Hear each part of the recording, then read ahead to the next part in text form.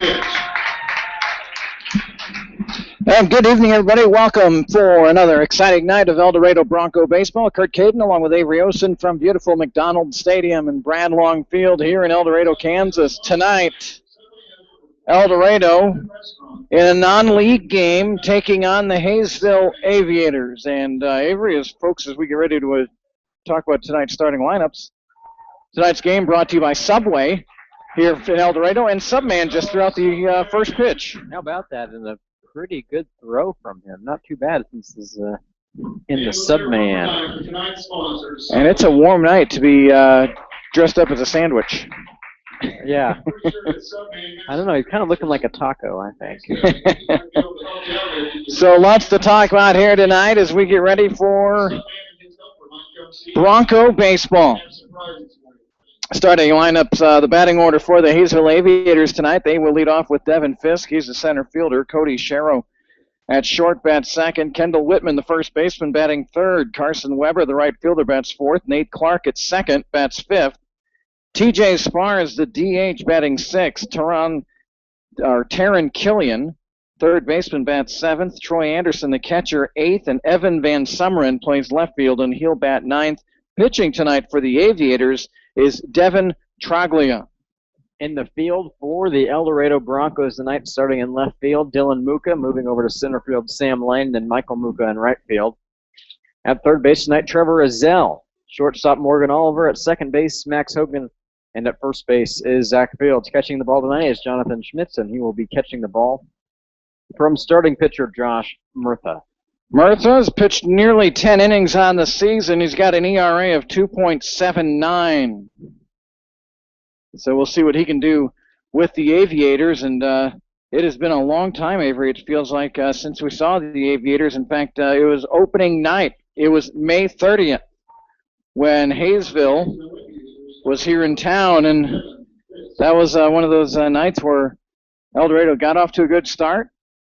Then Haysville kind of got their feeling, and Haysville had a 7-2 lead going into the eighth inning that night, but 4 in the eighth and 2 in the ninth, and a walk-off win for El Dorado on opening night. And a lot has transpired since that first night, as the first pitch from Murtha is fouled off. Of course, we were looking at our roster, or our lineups from opening night to tonight. And I get, you expect some changes as the ball 0-1 pitch is just outside ball one, but certainly some injuries for El Dorado have hurt, and we see a few different players out there tonight for Haysville as well. The 1-1 is just off the plate, 2-1. Yeah, to add to your point, there's only 5 of the starting players for the Broncos that started on May 30th that are starting tonight, and only 5 that started for the Aviators on May 30th that are starting tonight. The 2-1 is fouled straight back. So, and you expect that during the summer. I mean, we've seen Dalrymple go down. Brandon Cuddy wasn't even here yet for the Haysville game, but he's gone down since then. And so, that's the way it goes, and that's why these teams kind of stock their teams with plenty of players. The ball hit down to Azell at third. He'll field it over to first and retire Devin Fisk. And we've seen Coach Gerwick, Avery, have to use some different players out there, and he's kind of got a kind of a logjam with players that can play third and second, with Max Hogan and Levi Parker and Stramp and Azell. There's a lot of middle infielders there, or infielders, I should say, for Coach Gerwick. Yeah, he has a lot of those middle infielders, and I'm sure it's kind of nice for him, though, to be able to throw in different players each night and see what they can do for his ball club. So 1 away and an 0-1 pitch coming in, and that's in there for strike 2. Cody Sharrow, the shortstop. Haysville played Derby last night and lost a close one. I think it was 5-3, I believe that final was. And the 0-2 rifled down to right field and just foul. So Sharrow will come back and get his bat. He goes to South Dakota State University. Does Sharrow. Haysville's got a gray top, kind of light gray pants, a powder blue helmet. The 1-2 from Murtha and bounced in front of Jonathan Schmitz. You'll see Subman walking across your video, I'm sure several times here tonight. 1 ball and 2 strikes. And Murtha will deal and just outside. Josh Murtha, the starter, is from one of my favorite towns, cities, as it is, Las Vegas. The 2-2 pitch, fouled down the right field line into the bullpen. Yeah, Las Vegas kid, born on the first day of December in 1994. From Mesa, JUCO. There's the 2-2. Sherrill, a high chopper down to Azell, fields it on the line, skips one to Fields and threw him out. What a play by Trevor Azell. That ball didn't quite skip. I think that the way Azell was expecting. You see players in the major leagues with the long throws will skip it on the turf, but it hit the turf and kind of popped up. It really didn't skip to Fields, but still had enough on it to get Sherrill. So Kendall Whitman up, and he is hit on the very first pitch. So Kendall will walk down to first base. I didn't see if was that a fastball going in there, or did it hit a breaking ball it didn't take? Yeah, it was more like a breaking ball it didn't take. Just hit him. Looked like maybe on his shoulder. He appears to be fine, though. So he runs down to first, and Murtha deals with Carson Weber. Weber from Bradley University. 2 away. We're in the top of the first, just underway from El Dorado. 2 groundouts to Trevor Azell and a hit batsman. Carson Weber and the throw over to first, and fortunate for Murtha, that hit Whitman, and that's twice Whitman's been hit. In fact, that one probably had less steam on it, but that one stung a lot more as he tries to run it off. And one of those things, Avery, again, a bad throw over to Fields, which that was. If it doesn't hit Whitman, Whitman's got third base probably, because that ball, as we've said numerous times, there's a ton of room behind first base. Yeah, I wouldn't really say it's even worth trying to take Whitman back to first base. He should be pretty stationary there. So really just to go at the batter here, 2 outs. And that's what I'm sure Jonathan Schmidt said. Here's a base hit through the first and second base side, and a single for Carson Weber as he found a great spot in between Zach Fields and Max Hogan. So Whitman advances to second on the single. Carson Weber down at first, and here's Nate Clark. Clark plays his college ball up in Sioux City, Iowa at Morningside College. Actually, it's the Morningside College or Morningside University? I can't remember. It says college. I'll go with that. Sioux City's a great town. Murtha's first pitch to Clark is bounced in the turf, ball 1. Jonathan Schmidt's behind the dish tonight for the Broncos.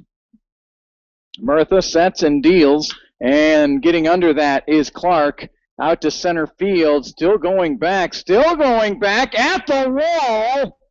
And did Sam Lane make the catch? He's laying on his back. He did, I think. The umpire's making numerous signs with his arm. Chad Gerwick's going to run out to see on Sam Lane, but I believe Lane made the catch, Avery. What a great play there by Sam Lane as he ran into the wall with that catch. And he appears to be needing some assistance out there. We hope everything is going to be okay with him. Sam Lane, off the bat, it just kind of looked like a high fly ball out to center field. But as I look at the flag, wind's blowing out towards center field, and probably about 15 to 20 miles an hour. That ball got up into that jet stream and kept carrying and carrying. Lane kept drifting back and back. Timed his leap beautifully right at the center, right straight across from home plate, right at center field. And now the umpire's waving home run, I think.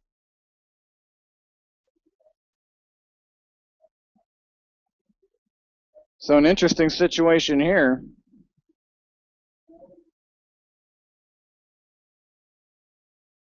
The Haysville Aviators coach coming back out now.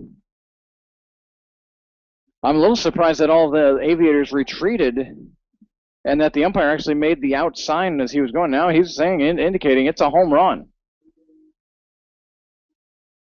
As we wait and see, obviously, more importantly, how was Sam Lane out there?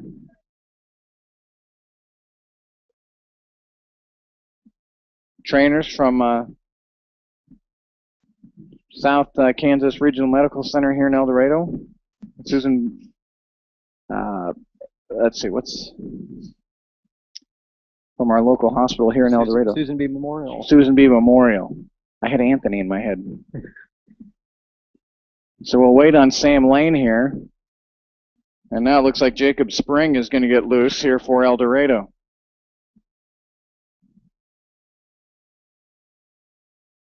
Lane still laying out there on the warning track. See, now the interesting thing is, I mean, again, the Lane injury is way more important, but did the Haysville runners actually cross the plate there? They did. They did? Yep.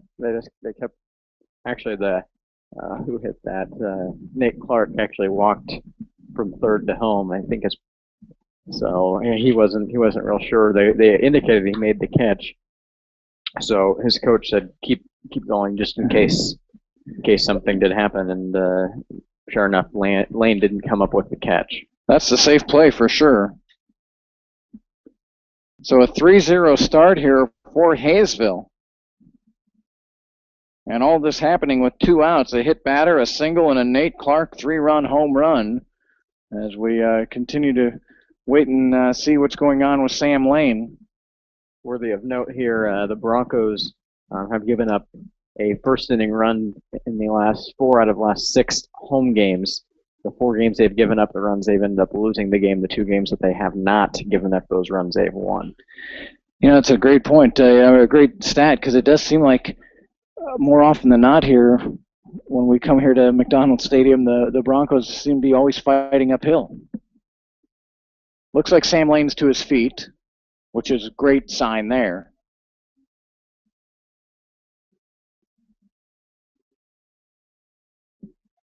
I know Sam Lane's his grandpa usually is watching and listening to our home broadcasts. So we will generally, we aren't anywhere close to the dugout, and managers, players, coaches don't generally come reporting to us injury statuses. So we'll do the best we can find out if we hear any word, but probably won't get much. Terrific to see Sam Avery. He's walking. Looks like he is going to exit this game, but he is walking under his own power.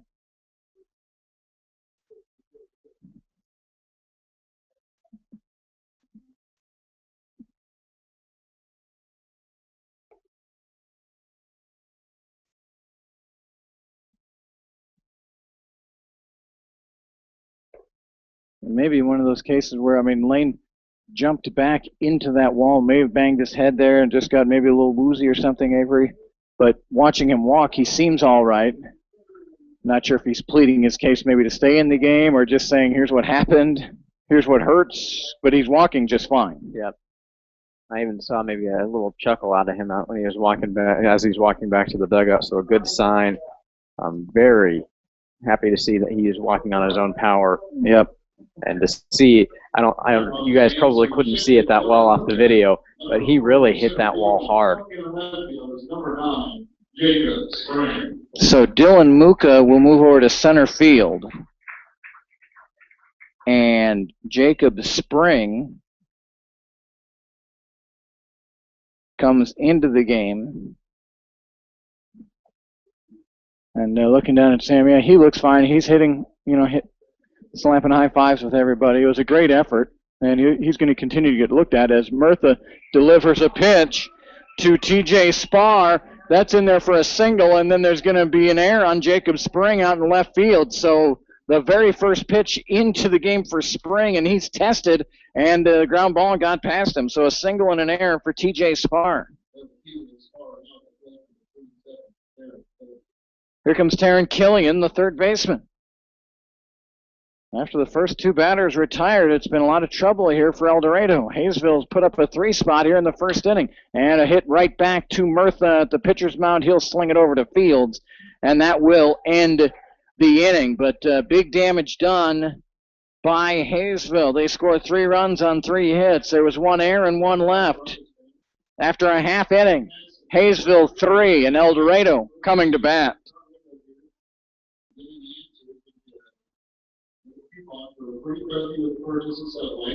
The first Subway trivia question tonight is, who founded the Subway restaurants? Who founded the Subway restaurants? You know the answer to that, come on up here to the front window for the announcer's booth. Let me know, I'll give you a coupon for a free cookie next time you visit Subway.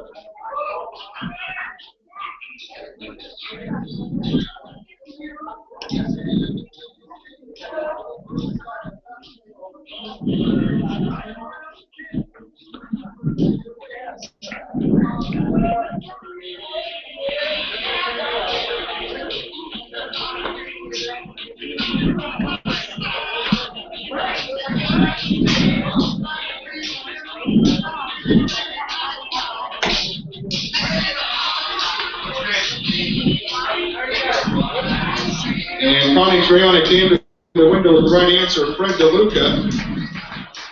Connie, for a quick bonus here, you know how old Fred was when he founded Subway restaurants? 17 years old. He founded the largest franchise restaurant chain in the world.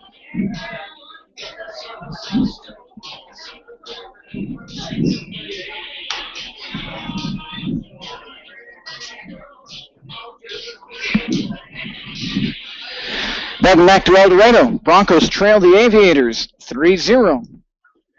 Batting order for the Broncos. They will be leading off will be Jacob Spring, the left fielder. Max Hogan bats second, playing second. Jonathan Schmitz in the 3 spot, the catcher. Michael Muka's in right field batting fourth. Zach Fields plays first and bats fifth. Cameron Knight, the DH, and he has been on a tear of late. He will bat sixth. Trevor Azell at third base batting seventh. Morgan Oliver playing shortstop batting eighth. And Dylan Muka, who is now the center fielder, will bat ninth for the Broncos. For the Haysville Aviators, starting in left field, Evan Van Summeren. Center field, Devin Fisk.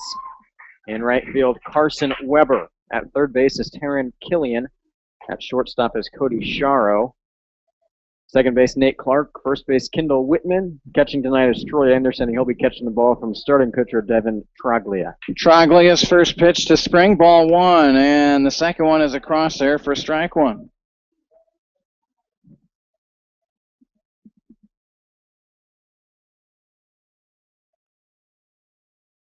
One ball and 1 strike, and that one off the catcher's glove, and ball 2.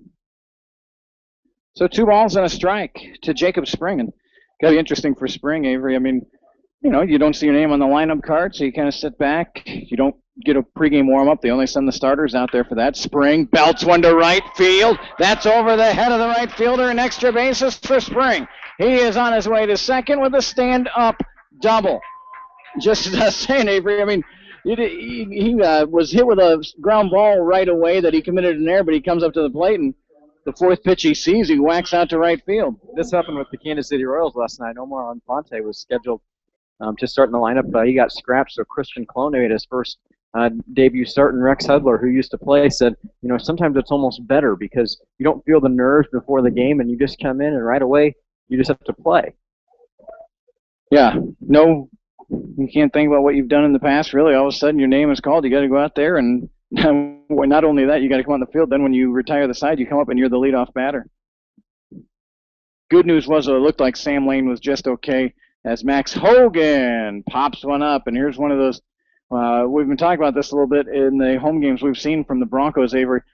Just bad outs, and there with nobody out and a runner at second. Really important somehow to get him over to third base, and a pop out to the shortstop isn't going to do it.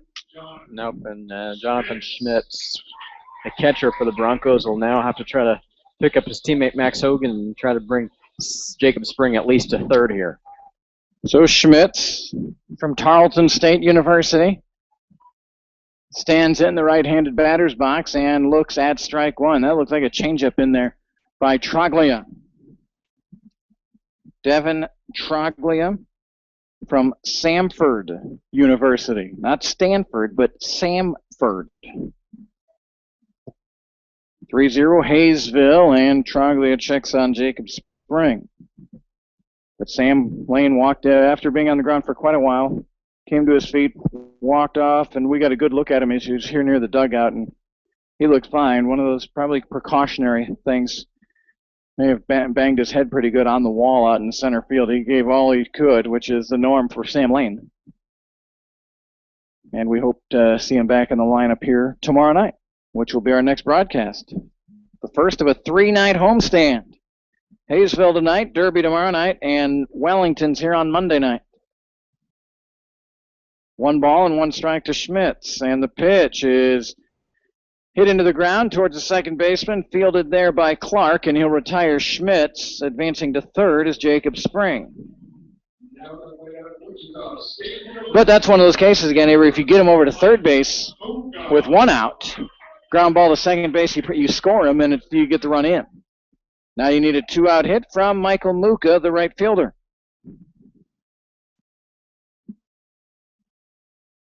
Michael Muka, a fan favorite here, 6'2", 170 from Aurora, Colorado, plays his ball at Wichita State University.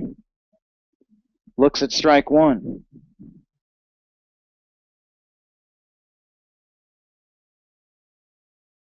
No balls and a strike to Muka, hitting .258 on the season, and a foul ball. No, 0 balls, 2 strikes.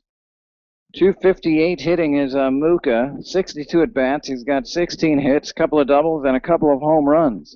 7 runs batted in on the year for Michael Muka. And the 0-2, fastball off the plate, 1-2. A 3-run home run by Nate Clark, giving the Aviators a 3-0 lead here. Troglia winds and deals the pitch. Muka hits it towards shortstop, and a diving catch made by Cody Sharrow. Really well done by Sharrow, and that ends the bottom of the first inning for El Dorado. No runs, a hit, no errors, and 1 left. We're through 1 inning. Haysville 3, El Dorado 0. We're back in a moment as you watch and listen to Bronco Baseball here on YouTube.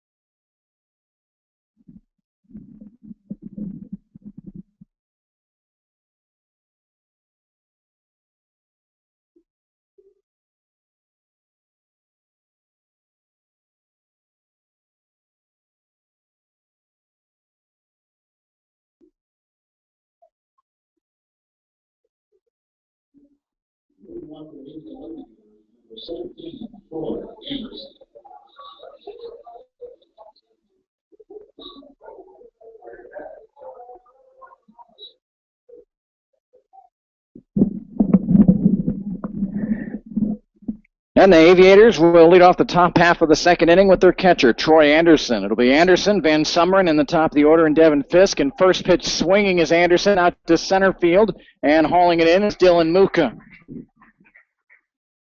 So Josh Murtha will appreciate that after a bit of a rough go in the first inning. 1 pitch and 1 out. And here's Evan Van Summeren. These teams were scheduled to play Avery on Wednesday night, but evidently Haysville had a league game that they had to make up. So the Broncos, boy, when they have been away from home, it has been tough to get games in, whether umpires not showing up or, I mean, that's twice with Haysville. It hasn't worked out. Here's one right back to Murtha. It hits off his backside, and that'll be a base hit for Evan Van Summeren. And we'll see if Murtha's all right. He turned, and, you know, if you're going to get hit, that's probably in the back pocket is where you want to take it. Right. It's a base hit for Van Summeren, and now that'll bring up Devin Fisk. Fisk led off the game by grounding out to Trevor Ezell down at shortstop. Van Sumeren likes it here in El Dorado. Last time they were here on opening night here's another first pitch swinging. Max Hogan a dive, couldn't get it. Single for Fisk. Then the ball gets away from Michael Muka in right field, and that will allow the runners to advance. So a single for Fisk and then an error. And, you know, if Muka fields that cleanly, Van Sumeren had took a pretty wide turn off a second before he saw the stop sign over at third.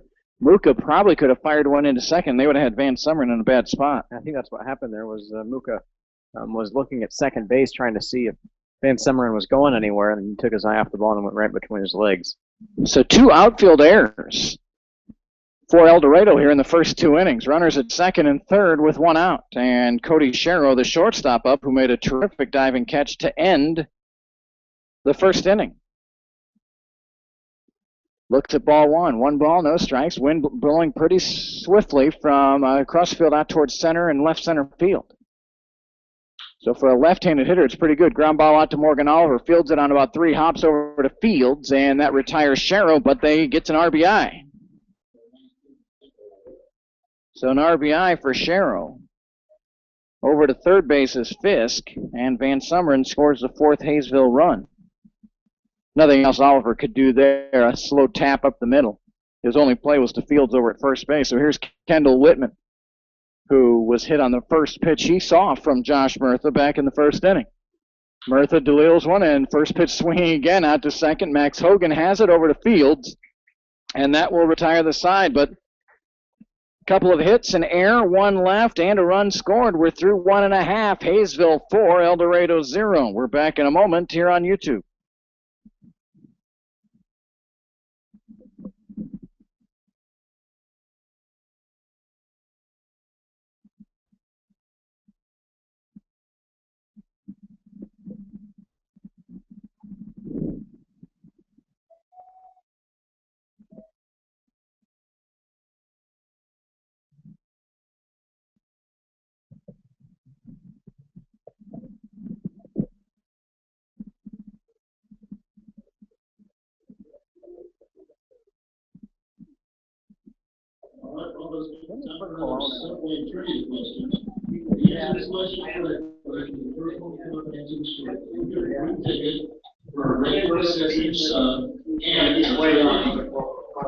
So here's the subway trivia question.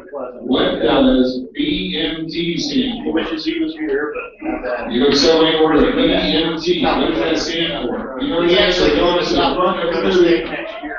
If you're in the front of the window, tell me what BMT stands for. Well, thanks for the update.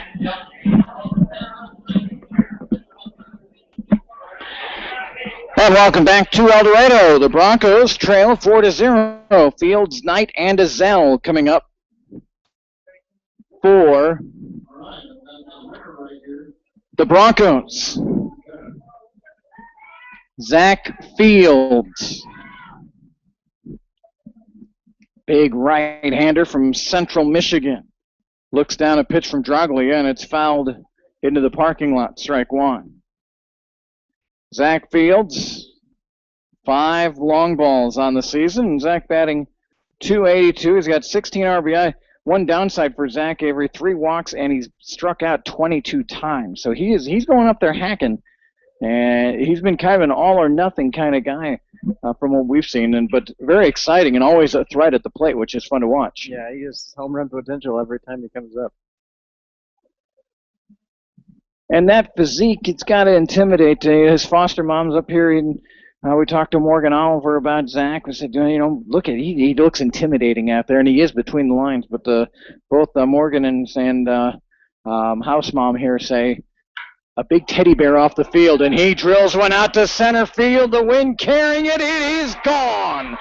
Zach Fields, straight away center field, long ball for El Dorado, and that's what we're talking about with Zach Avery.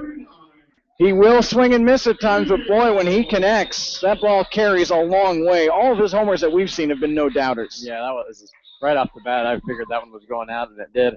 Past the 375 fence out here at McDonald Stadium. And pretty easily cleared the 375 fence. So Zach Fields gets the Broncos on the board. It's 4-1. That we were just talking.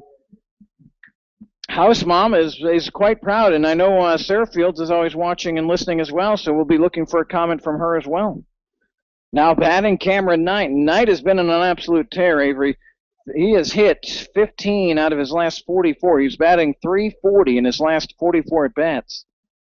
And he is on a nice little hitting streak as well. He went 3 for 5 last night in a losing effort against Wellington. He looks at strike one. 1 ball, 1 strike to Cameron Knight, the designated hitter tonight. Knight from Oklahoma City, attends school right here at Butler County Community College, and a little high and tight there from Troglia. Getting out of the way was Knight. 2 balls and a strike. 4-1 Haysville, bottom of the second inning. And the pitch off speed and off the plate, 3-1. Trevor Azell would be next here for El Dorado. The Broncos wearing their white pants. They've got the black vests with the orange undershirt. Avery and I have really enjoyed this year seeing the different uniforms that El Dorado can trot out there. Fastball in there for a strike, 3-2. I don't think a bad play there by Knight. You know, you need runners here. I know it's only the second inning, but you don't want to wait till the 6th or the 7th. You might as well continue to try to tax Troglia here. So looked like Knight was in a take position there. Now 3-2, and Knight fouls one, which will get almost out of play. Bounces right next to the fence. Here it's Saturday night, July 5th, and you know, some nights during the week, especially when there's all the youth baseball area, the parking lot is just filled with cars to our right. And tonight, pretty calm. Very calm. No games across the way or anything. A lot of cars in the parking lot behind us. Here's a ball up the middle. Nice play by Sherrill. Spins and turns and fires a strike to retire Cameron Knight. That was well done by Sherrill, who is putting on a defensive display for us here tonight. Made 3 of the first 4 outs tonight for Haysville. Something I saw was kind of interesting against Wellington. When Wellington and El Dorado match up, it really seems like both teams really try to keep the other from scoring any runs. Every run is so valuable in those games. And generally, if there's a guy on third, or they have both teams usually put their defense up, trying not to allow that run to score there. The Broncos down 3-0 here in the second. Their infield was back with runners on second and third. So I don't know if maybe just taking in that Wellington is so they can score at any time. You want to try to make sure they don't get those runs. But also it's not a league game, so that also could play into effect of the Broncos playing the infield back. May not know Haysville as well. I mean, Wellington they have a good history with already. Haysville, of course, this was supposed to be their 4th game between these two teams this year. It's only their 2nd. Azell, with a 3-0 count, takes for 3-1. And, you know, I think with Wellington, too, they're pitching so good that you just can't afford to give up many runs against them. And so I think that plays into it as well. Not that Haysville doesn't have excellent pitching either, but I think maybe the point that you brought up might be the closest to truth is it's a non-league game. So you play them back here early in the game. You don't want – now maybe in the 7th and the 8th, manager Chad Gerwick brings the infield in, but not in the 2nd inning. But I agree with you. I think if it was Wellington and it was 3-0 and a runner at third, they'd probably play in. 3 balls and 2 strikes to Azell, and he spoils a strikeout pitch, but it's going to be run down. I thought that thing was going to tail off into the Bronco bullpen, folks, but it didn't. It hung up there, especially with the way the wind's blowing. I really thought that would just kind of fishtail like one of my drives, but it did not. It stayed in play, and it's caught out there. Never giving up on it was Evan Van Summeren. So here's Morgan Oliver, shortstop, batting 8th tonight from Central Michigan. See, I wonder if House Mom and Dad here in El Dorado will get season tickets to Central Michigan. They're housing a couple of Chippewas, so you would think that would, maybe, of course, college guys can't really afford to pay for their trip up there, but maybe, maybe a meal or something. I think they could get. No balls and a strike to Morgan Oliver, and he'll look at strike 2. Dylan Muka, the center fielder, would be next for the Broncos. They've gotten a long ball from Zach Fields to get on the board. They trail 4-1. An 0-2 pitch to Morgan Oliver, and it's in there. Oliver taps it 3 times out to the second baseman, Nate Clark, and over to first to retire the side. But a long ball from Zach Fields gets the Broncos on the board. We're through 2 innings. Haysville 4, El Dorado 1. Back in a moment. You're watching and listening to El Dorado Bronco Baseball here on YouTube.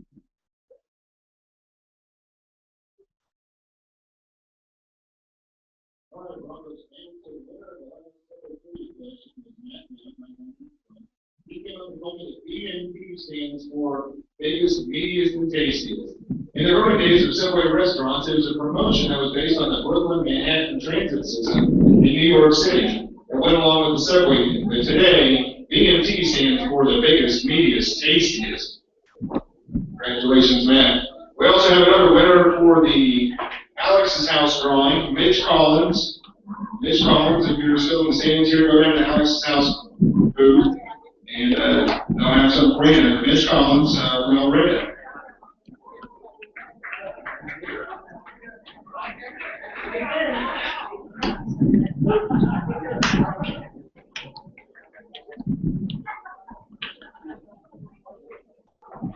Welcome back to El Dorado. The Haysville Aviators leading the Broncos 4-1.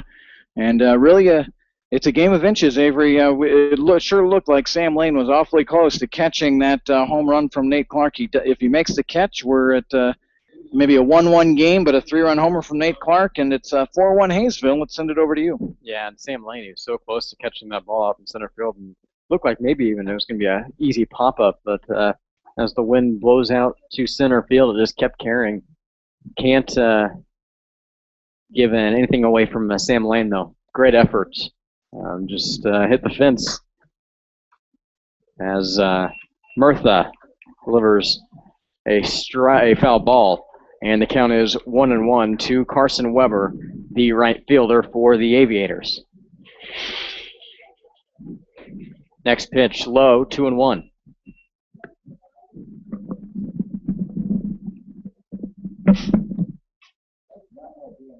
Two-one pitch is swung on down the first base line and goes foul into what would be the Aviators' bullpen when they have someone warming up. No one right now. They're 2-2 pitch to Weber. Hit down the left field line. It is just foul. Almost put one more on the board for the Aviators. Instead, just a long strike.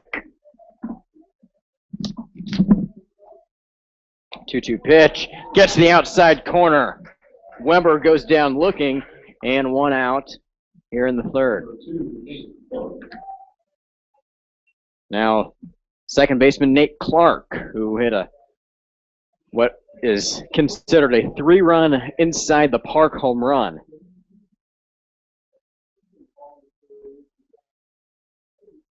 Back in the first inning. First pitch to him, changeup high, 1-0.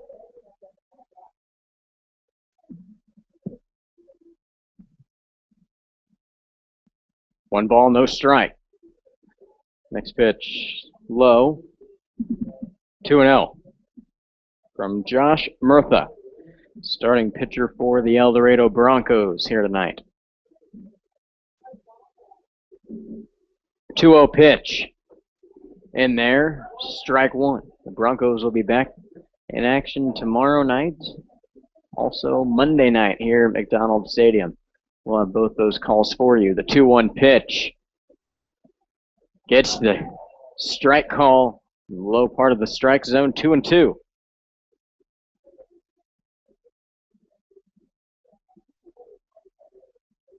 Two-two pitch, 1 out here in the top of the third, and steps of the batter's box. Now he's ready to go. 2-2 pitch. He fouls it off his foot.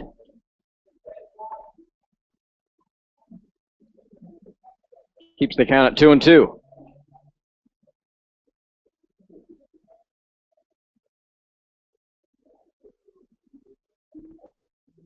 Two balls, 2 strikes. Pitch hit to Morgan Oliver, the shortstop.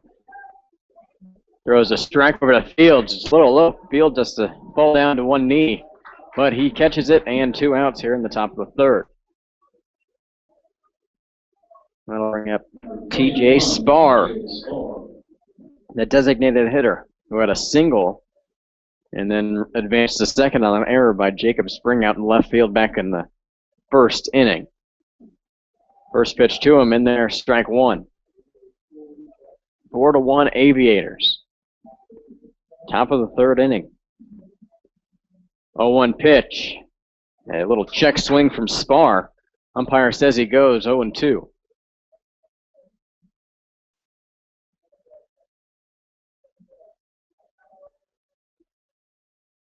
0-2 pitch from Murtha.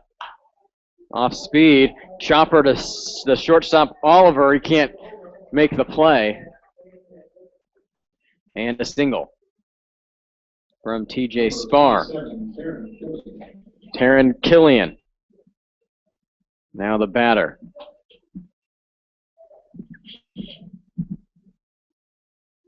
So Spar starts his night at 2-2.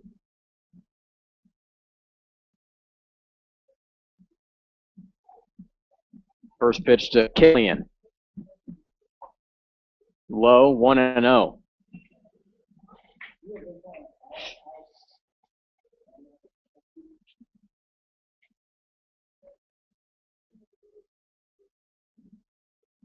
One-zero pitch from Murtha.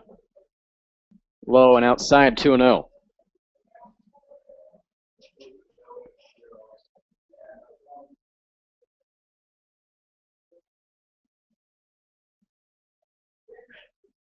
Two balls, no strikes. 2 outs in the top of the third. 2-0 pitch to Killian up high. And Taryn Killian takes the advantage, 3-0.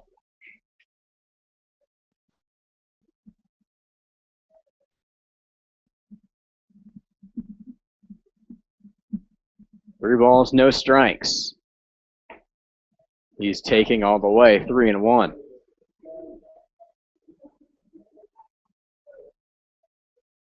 The catcher, Troy Anderson, in the on-deck circle. He will be up if Killian can reach here. 3-1 pitch. Swung down the third base line. Gets past Azal into the corner.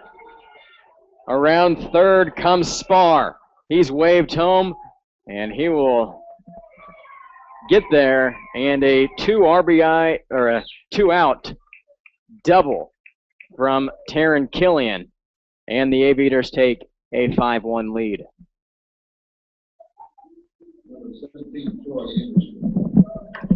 So Haysville with 2 outs, a single, and then a double to score Spar and add a run. Haysville's been really good with 2 outs. I remember in the first inning, the first 2 batters were retired, and then they put 3 on the board. Here in this inning, the first 2 batters retired, and a single and a double, and another run for Haysville.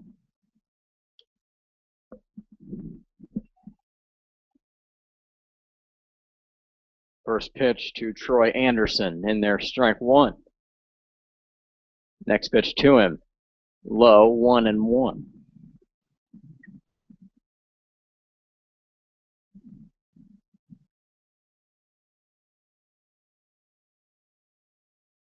Killian on second. Anderson, the batter, Van Sumeren on deck. 1-1 pitch. Swung on and fouled. Out of play, 1-2.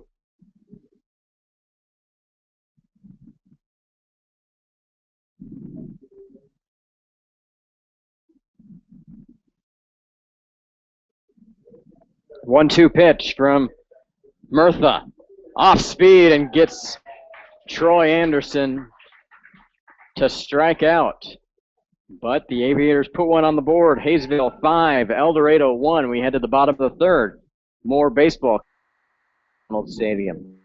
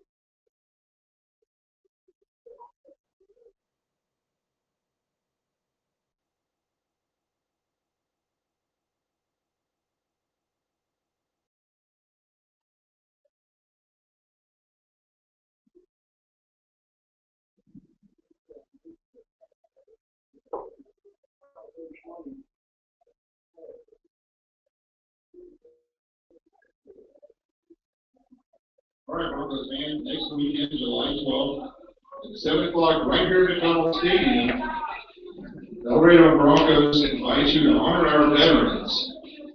All veterans are asked to attend the game and be recognized for your service. It's also Parents Weekend, so we should have a pretty full house. That's next weekend at 7 Haysville Aviators lead the El Dorado Broncos 5-1 as we head into the bottom of the third inning. I'd like to remind you to comment on our video here tonight, just right underneath this video. There's a comment box. Tell us where you're listening from, who you're listening for tonight. We really appreciate any feedback we can get. 5-1 Aviators, and Troglia throws strike one to left fielder, or excuse me, now the right fielder, Dylan Muka. Started in left. 0-1 pitch. Low, 1-1. Actually, he's in center field. Michael's in right. Hey, Muka. In right. As he chops one down the first base line, foul ball.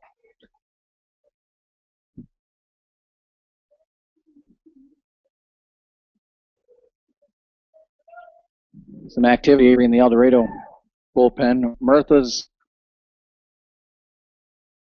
been good at times, but then Haysville's done an excellent job of stringing hits together tonight. They get a couple of straight outs, and then it's hit, and that's what you got to do to string some runs across. 2-2 pitch fouled off by Dylan Muka. And it's interesting, Haysville in the first three innings has not gotten their leadoff guy on. El Dorado in the first two innings has hit from their leadoff batter. But it's 5-1 Haysville. Some of that comes down to situational hitting, getting those runners advanced. And the Broncos here in the last week or two haven't done a very good job with that, as Muka hits a single right over the shortstop. And that'll take the Broncos to the top of their lineup, and Jacob Spring. You know, baseball's a funny game, whether you play for 6 months or, like this league is a 2-month season. But you can go in some highs and lows, some peaks and valleys. Early in the year, we saw El Dorado took advantage of every opportunity, and they were stringing hits. But they've kind of hit a rough patch here the last couple of weeks, fielding-wise and just situational hitting, like you mentioned. But, the funny thing is this game is, like you've said before, you come back out the next night and you can get a fresh start again and see if you can kind of get some momentum going, which is something these Broncos need, a little momentum, because they've got two very tough league games coming up Sunday and Monday night with Derby and Wellington coming to town. This will be a really good game to try to get back on their feet, as a hit out to the center field, and it'll be caught by Devin Fisk, and went out here in the bottom of the third. Unfortunately for Spring there, he hit it really on the screws, Avery. He hit a line drive out there. We've seen balls carry out to center. Spring hit it so hard and low, it really never got up in that jet stream. So if he could have gotten it a little higher, actually, usually you want to hit it just like Jacob did. But tonight, if you're going to hit it to center, if you can get it up in that jet stream, you're in good shape. Max Hogan hits one to left center, and it'll drop in the warning track. Around third comes Dylan Muka. The throw home is not in time, and the Broncos now cut the deficit to 5-2. Great job by Max Hogan. Just went with that outside pitch and shot it to left center field right around that. It hit, landed up rolling out to the 375 area there. Long run for the left fielder and center fielder. And tell you what, I was watching Dylan Muka slide home. He slid really late and ended up sliding almost through that whole brown cutout below us here at home. I saw that too. That was luckily the throw not in time. And now Jonathan Schmitz. Pitch up high, 1-0. Schmitz, then Michael Muka and Zach Fields. One down on the bottom of the third as Max Hogan is on second. 1-0 pitch from Devin Troglia. Hit to third, and it's stopped. The throw to first gets Schmitz. Good play from Taryn Killian. Killian's checking his fingers right now, Avery. He blocked it with his glove, but he also got his hand in there. Really sacrificed himself there because Schmitz read curveball all the way and just sat on that thing and lined it to third base. One of those plays, if it gets down the line, scores one, and Schmitz will be standing on second. Instead, just an out. And now, Michael Muka, who is in center field. Right field. Right field. How about that? Dylan's in center. Dylan Muka's in center. Michael Muka in right. 1 ball, no strike. Next pitch. A little high, 2-0. I'm just going to change that on my scorecard. How about that? That'd be a good idea.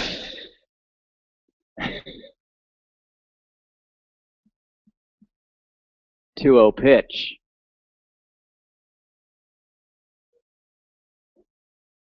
It's the inside call. 2-1. Second baseman Nate Clark playing in his regular position with the left-handed batting Michael Muka up there. So it's up to Sherrow to try to keep Hogan close at second. Really didn't do much there on that last pitch, and Hogan's able to get a pretty good lead. 2-1 pitch. Hit him between first and second. It's going to be a tough play, and Muka gets to first as the ball really took a high bounce before Whitman could catch it, and then he fired one over to Troglia, not in time though. And that'll bring up Zach Fields, who is, I know it's early to say, but in the bottom of the third is the tying run. On that last play, Avery might have, if Haysville had any chance, well, Troglia's got to get over to first a little quicker, but if Nate Clark, his momentum was coming towards first, if he takes that, he might have a better chance. But the first baseman, Whitman, felt like he had the play, and Muka, with his good speed, was able to beat it out. Now Zach Fields with a solo shot home run out to center field in the second inning as he watches ball one. Michael Muka on first, Max Hogan on third. 2 outs, bottom of the third. 1-0 pitch, hit down the third base line and just barely foul. Schmitz sat on a curveball and laced one to third. Fields was sitting on that one. He just could not wait long enough, and he lined that down into a foul down in the left field side. 1 ball, 1 strike. Troglia checks Michael Muka at first. He gets back in time. And you'd imagine if you're Troglia, you don't know if you want to throw another curveball, so Fields should be sitting dead red here, Avery, on a 1-1 count. The pitch popped up. It'll get out of play. Well, I thought he was going to come fastball. He went and came back with a curveball, and he had Fields way out in front there. And fortunate for Zach that it got out of the stadium, and he still lives to see another pitch here. So 1 ball, 2 strikes to Zach Fields. 1-2 pitch. Yeah, fastball, but it's outside, 2-2. May have been a show-me fastball. We'll see if a curveball might be coming here in the pitch here for Zach Fields. 2-2. 2-2 pitch. Muka takes second. He flies one out to right field. It could be trouble, but the catch is made by Carson Weber, and the Broncos leave 2 on here in the bottom of the third. They get one of their own, though. Aviators 5, Broncos 2. More baseball from McDonald Stadium coming up. All right, Broncos fans, time for another Subway trivia question. Everybody knows Jared. Jared, the Subway guy. Whoever can come up and tell me how much weight he lost within 5 pounds. How much weight he lost within 5 pounds on his own Subway diet. You'll get a free 6-inch sandwich and a free cookie with your purchase. Come up to the front window, we'll give you your guess, and we'll see if you're close. Again, Jared, the Subway guy, how much weight did he lose within 5 pounds?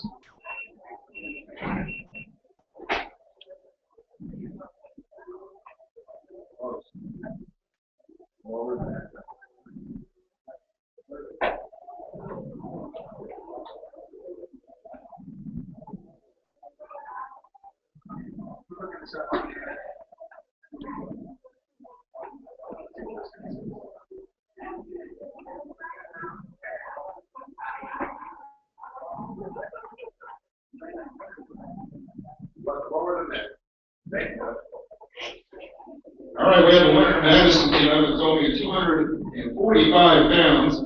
Jared lost between 245 and 250 pounds on the Subway diet.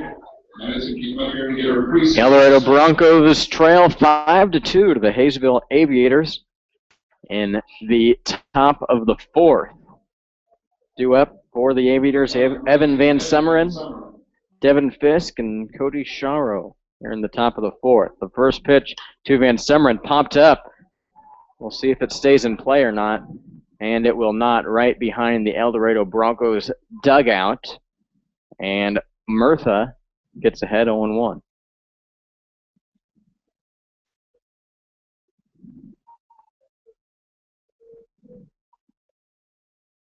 A 1 pitch. Hit back to Van Summeren. And 1 down. And that'll bring up the center fielder, Devin Fisk, who is 1 for 2 tonight. Had a single in the second. The pitch fouled off. Out of play. 0-1.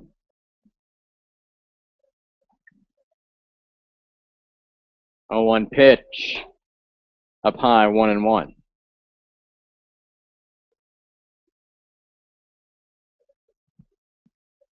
Next pitch from Josh Murtha. Gets the call. 1-2.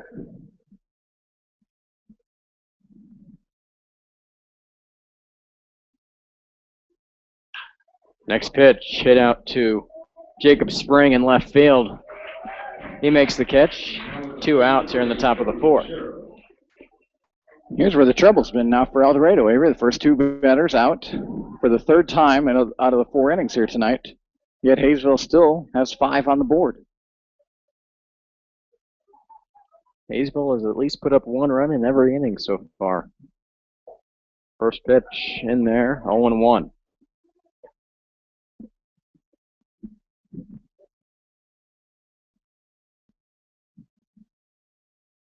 A 1 pitch hit to Morgan Oliver, the shortstop. He makes a good throw over to Fields. Yeah. And an out. And the Broncos force the Aviators 1-2-3 for the first time in this game. Aviators 5, Broncos 2, the bottom of the fourth coming up here from McDonald Stadium. So please join us at the ballpark to watch some great baseball. Help honor our veterans. Give an opportunity to tell them thank you for serving our country and protecting our freedoms. We've got some Broncos baseball players walking around down here selling 50-50 tickets. It looks like Jeremy McGowan, Mike Holland, and Greg Hauser. You guys get your money out, dig deep in your pockets. Get your money out, waiting. You guys will come over and talk to you. 3 tickets for $1, 10 for $2. At the end of the night, we'll draw for a winner, and if your winning ticket is drawn, you get half the total amount raised, and the other half goes to help support the Broncos baseball program. Again, 3 tickets for $1, 10 for $2. Get your money out, wave it, and dance around. They might come over and dance with you, and then we can raise some money for Broncos baseball.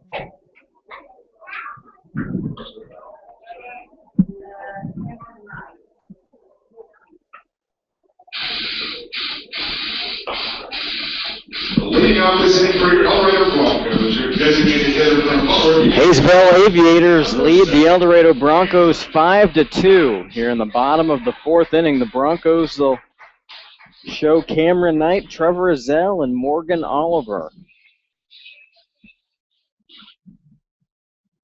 Aviators have scored 5 runs on 7 hits. The Broncos 2 runs on 5 hits. First pitch to Cameron Knight is fouled off. 0-1.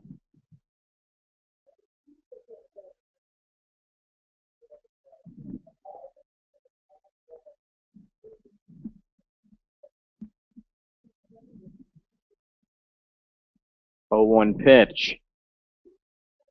Low 1-1. Just a reminder, comment underneath this video. We want to hear where you're listening from and who you're watching for or rooting for tonight here between the Aviators and Broncos. 1 ball, 1 strike. Knight pops one up. to the first baseman. It was in foul play. Wind takes it into fair territory, but it's still caught by Kendall Whitman. 1 out here in the bottom of the 4th. Kind of shows how strong that wind is. It's been pretty breezy here in south central Kansas today, Avery, and that one was kind of was hit towards the first base coach's box there. Ended up a couple of feet into fair play. A nice catch over there, though, by the first baseman, Kendall Whitman, for Haysville. That'll bring up the Broncos' third baseman, Trevor Azell. First pitch to him is a ball, 1-0. Azell, let's see. Azell flied out to left field in the second inning. Next pitch in there, 1-1.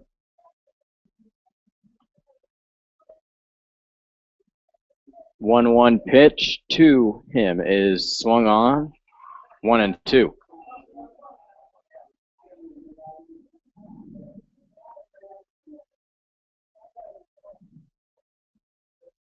One ball, 2 strikes.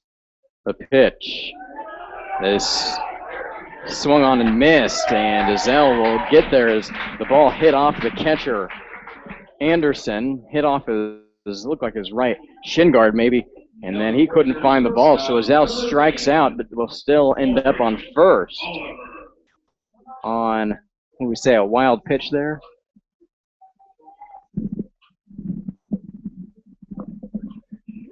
It goes as a strikeout for Azell, but he advances on a lot of time early. I always used to put it as an error on the catcher, but I don't think that's what you do anymore. So just a wild pitch, he gets to first base, but it counts as an out, counts as a strikeout for Troglia. And now Morgan Oliver, the shortstop. First pitch to him is a strike, 0-1. Morgan with a long look back at the umpire. Didn't think that caught the plate, but the umpire said, yes, it did.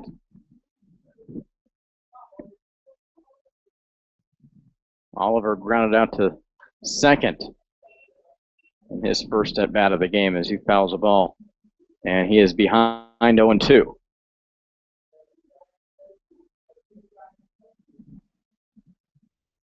One down, bottom of the 4th. Trevor Azell on first. Morgan Oliver the better. The Broncos down 5-2 as Troglia throws one over to first to make sure Azell isn't going anywhere. Azell gets back. No balls, 2 strikes to Morgan Oliver. The pitch is missed and a strikeout. So really the Aviators should be out of this inning, but instead only 2 outs, and that's really what we've seen really good teams do, is whenever the other team makes an error, can't capitalize on an out, really make them punish them for it, and the Broncos haven't seemed to do that in the last 2 to 3 weeks, and now a strike to Dylan Muka. But as Kurt said earlier, that's the thing with baseball, is you can turn that around with the snap of a finger. No balls and 1 strike. And a hit and run.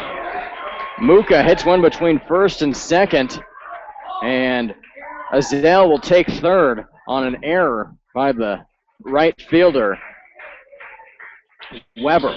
Azell had stopped at second, really wasn't going to go to third until he saw the ball go through Weber's legs, and first and third now for Jacob Spring. Yeah, again, we saw this from El Dorado in the second inning. The right fielder picks up the ball, is ready to fire one into second, but he didn't have the ball. And good heads-up running there by Azell, who reached by striking out, now advances to third on an error. And now here's your chance to really make it sting if Jacob Spring, who has hit the ball pretty hard his first 2 times here tonight, can come through. And Muka takes second, and he is there. And now you can really make it hurt, Avery. A base hit here, and you're back within 1 run. You would assume, at least, with the speed of Dylan Muka. Spring doubled in the first and hit a ball very hard out to center field just last inning in the third. As Troglia steps off the rubber, now he's back on. 1 ball, no strike to Spring. The pitch is missed. 1-1. Troglia will show the fastball, but he's been very crafty with his off-speed pitches, a lot of curveballs, changeups, and whatnot. You get an impatient team up there, he can be very effective. Next pitch to Spring. Hits the bottom part of the strike zone. 1-2.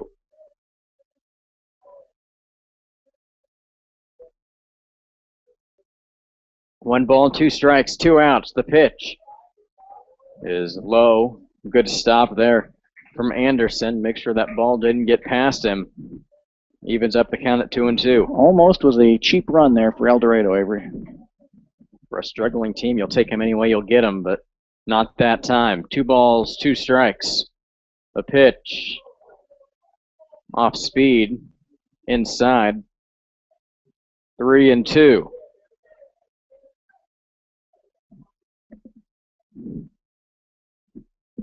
The 3-2 delivery from Troglia is missed. And Anderson dropped the ball, and he'll tag out Spring. So the Broncos leave guys on second and third in the bottom of the 4th. And for the second consecutive inning, the Broncos leave 2 men on to end the inning. Aviators 5, Broncos 2. More Bronco baseball here from McDonald Stadium coming up. We also have sub-man dance standing down here in front. We got some music on. Let's see if we get sub-man dancing down here in front of everybody. You don't wave your hands around. Sub-man's going to bring you some coupons for free cookies and stuff. It was purchase. Sub-man, turn around. Let's get some. There you guys get a twist on the sub-man. Free tickets for $1, ticket for $2. These are grab these Broncos players, give them some money, help support the organization. You can't stop dancing, sub-man. You can't stop dancing.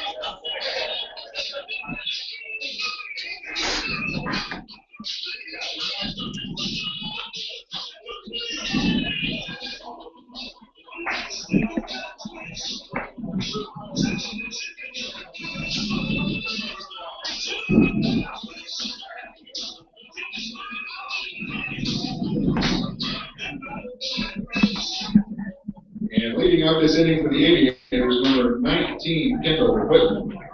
Haysville leads 5-2 here at McDonald Stadium. And we will toss the broadcasting duties to Kurt Caden here for the 5th inning. Thank you, Avery. Haysville on the rail here, 5-2. 5-7-1 for Haysville, 2-6-2 for your Broncos.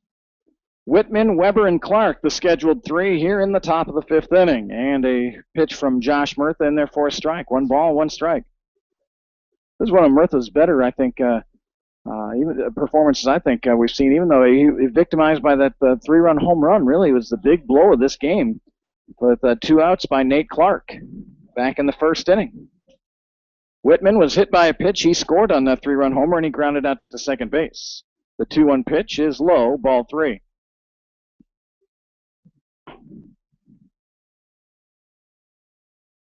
Three balls and a strike to first baseman Kendall Whitman. And the pitch just off the inside corner, ball 4.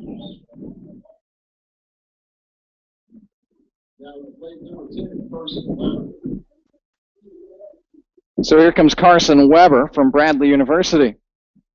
Another left-handed stick for Haysville against right-handed pitching Josh Murtha.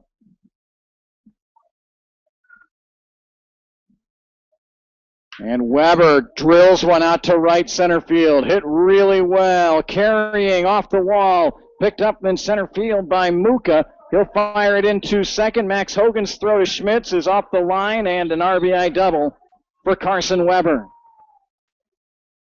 That ball really deflected. And the Broncos had a chance to get Whitman at home. If maybe the throw would have just been a tad bit more on line by Morgan Oliver, but a good hit by Carson Weber.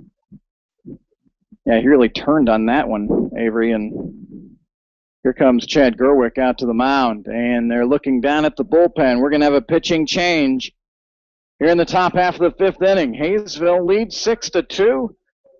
Weber stands down at second base. We'll have the new pitcher's name for you in just a moment. Stay tuned. More play-by-play in a moment here on YouTube.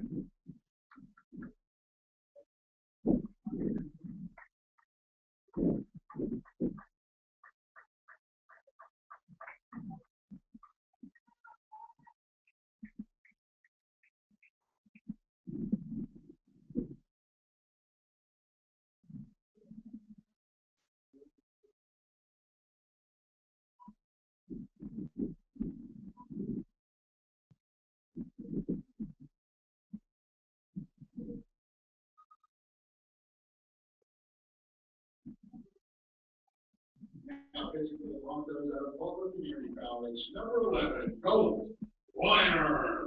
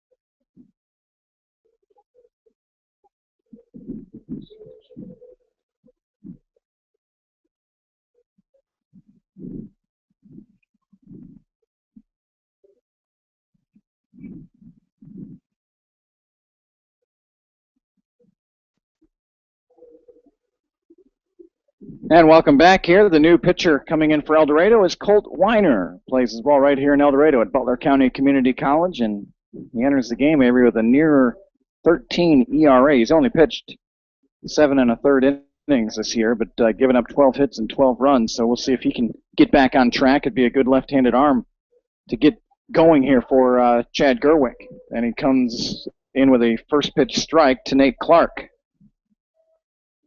Clark with the 3-run home run in the first. He grounded out to short in the third. No balls and a strike. And a ball broken bad, laced down the third base line, and that will score Weber. And settling for a single is Clark. So 4 RBIs now for Nate Clark. And another run in, and that'll close the book on Josh Murtha. 7-2, Haysville.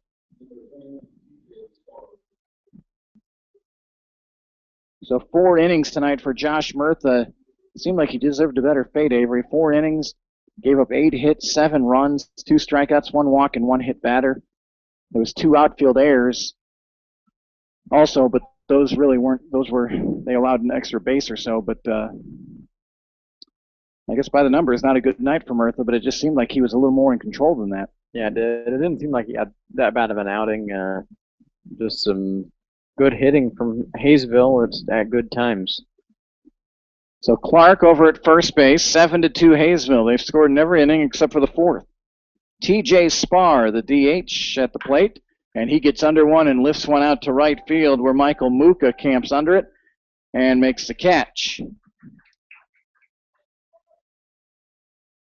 And the first time that the Broncos have retired Spar tonight. That'll bring up Taran Killian. I keep wanting to say Taran. T-A-R-A-N.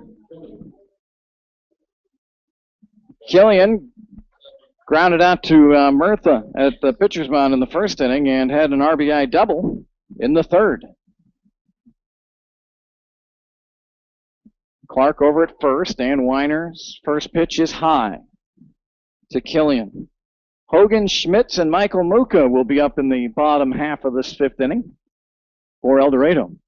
Subway sponsoring tonight's game. Also Alex's House, which is a nonprofit dog rescue. And Weiner picks off Clark. He slides into the tag of Morgan Oliver, and Clark is retired. Officially, it's 1-3-6 for the putout. And the second out of the inning.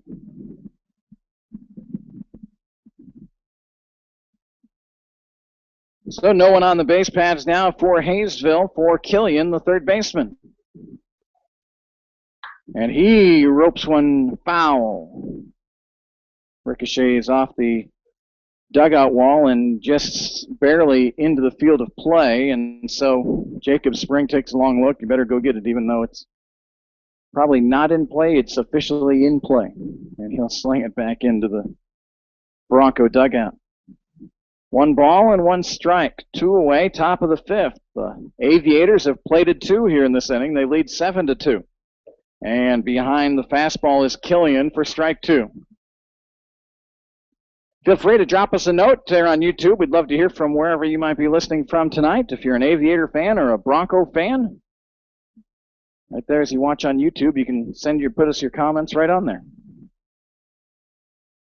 Avery's always checking his phone to make sure we've got all the comments in there. Derby's in town tomorrow night. Wellington on Monday night. 7-2 here, Haysville. This is a non-league game. And Killian ropes one out to left center field and over the head of Spring off the wall. And that'll be a double for Killian.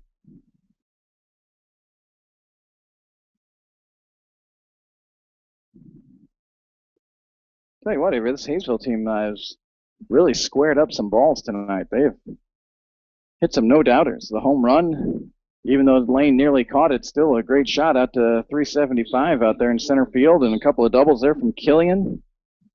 Weber's hit was a no-doubter. They've had some really good shots here tonight. None of them out of the park. But just the one. Just the one, yeah. And how big was that pickoff by Cole Weiner now? Because that would have scored, you would imagine, Nate Clark. First pitch to Troy Anderson, high, ball 1. Anderson 0 for 2 here tonight. Weiner's pitch hit out to center field. And Dylan Mook has got a beat on it and hauls it in. But 2 more runs for Haysville on 3 hits. We're halfway through. Haysville 7, El Dorado 2. Back in a moment here on YouTube.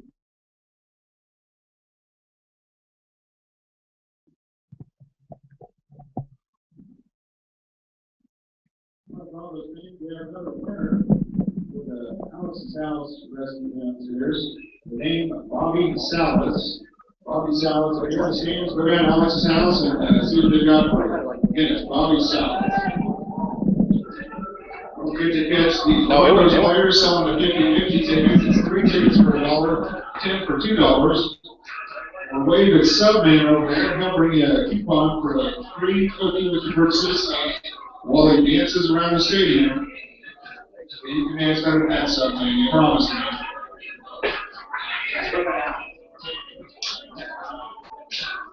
Did you think this was Wi-Fi? I thought it is just not.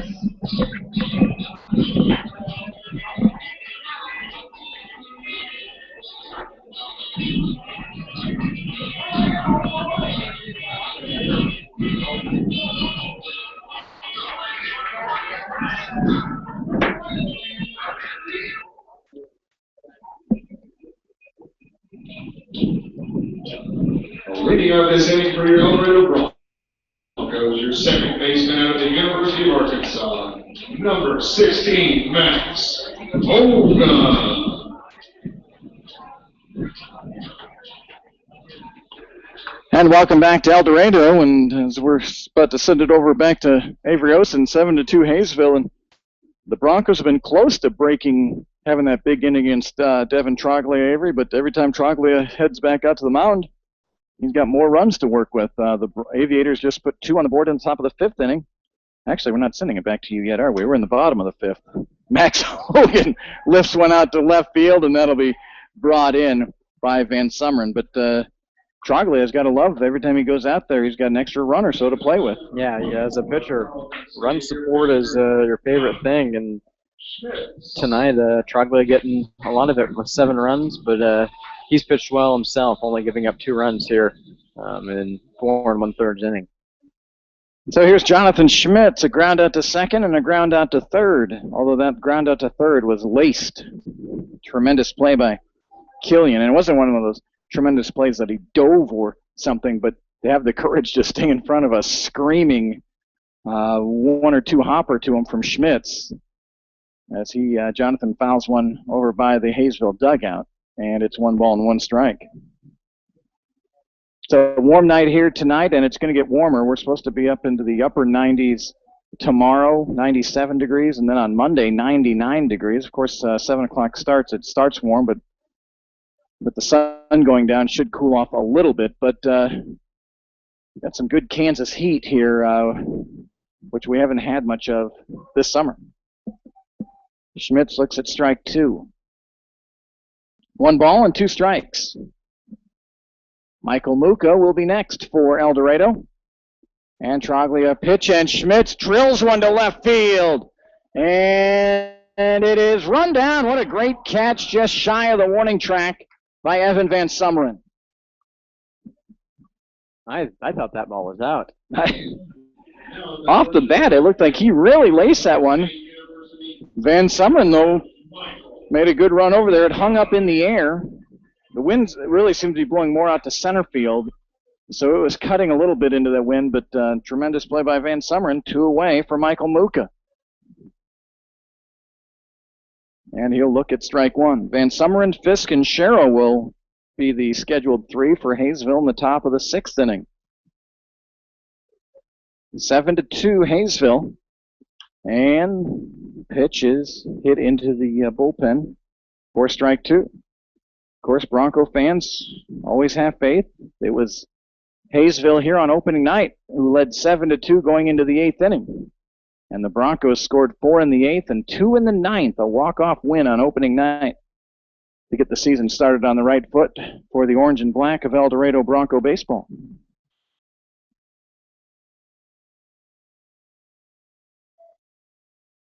The 1-2 pitch, and off speed, and Muka able to foul it off. Zach Fields swings his piece of lumber in the on-deck circle.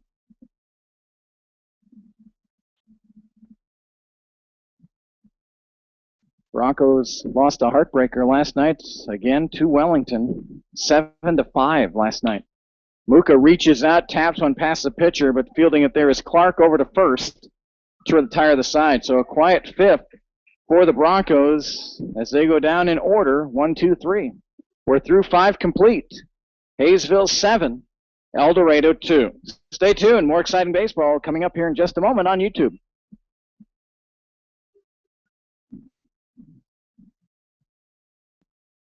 All right, brothers, remember simple trivia question. We got one who can tell me what Jared's favorite Subway sandwich is? Jared's favorite Subway sandwich. Come up to the front booth here. Give me the right answer, and I will give you a free ticket for a regular Subway sandwich and a free cookie with any purchase. What's your couple's favorite Subway sandwich?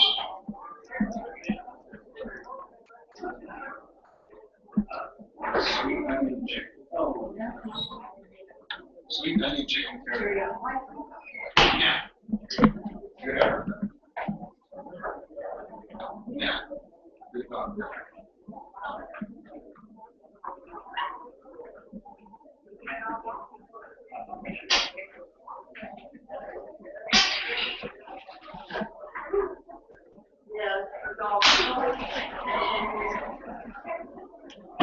Yeah, it's the best I've ever. I'll tell you what. I'm going to give you this just for quick. No. That is correct. What's your name? Okay, I'll give up with the right answer. Sweet onion chicken. And welcome back to El Dorado. We head to the 6th inning. I'll tell you what, our favorite PA guy, Bill, here, he keeps giving Subway questions for the crowd. There's an assembly line of people coming up here to give him right answers to win free sandwiches and whatnot. It's pretty fun as the leadoff bunt single here by Evan Van Summeren. We'll get the Aviators going here in the 6th inning, Avery. Broncos need to keep Haysville right here at 7 because they're having trouble stringing hits together and runs together. Yeah, a little miscommunication on that play. Zach Fields thought maybe that ball was going to get hit to him, that bunt, but instead Weiner picks it up and Fields wasn't on the base, so we had to try to run down Van Summeren at first. He didn't get there in time. So a leadoff guy on for the Aviators in the 6th. Great thing next week in the Broncos are doing. They're honoring all the veterans. Any veterans asked to come and attend the game next week as a bunt is fouled. 0-1. They are asked to come and attend the game. They'll be recognized before the game. Before the game, they're going to have a 30-minute little. Looks like they're going to have a kind of a ceremony. Yeah, that's what I'm looking for. A ceremony for the veterans. That'll be next Saturday. And it is also Parents Weekend. Next Friday, Saturday, and Sunday as the Broncos host the Liberal BJs. So if you can make your way on out to McDonald's Stadium, we'd love to see you here, as that'll be a key series for the Broncos as we head to the stretch at the end of the season. But next Saturday night, I think they said 6:30, they're going to be honoring all veterans. As the ball is hit out to right field, and it's going to drop around second. Going to third is Van Sumeren. He'll get there, and then the ball gets past Muka in right field. That was Michael Muka. It gets past. And guys on second and third now.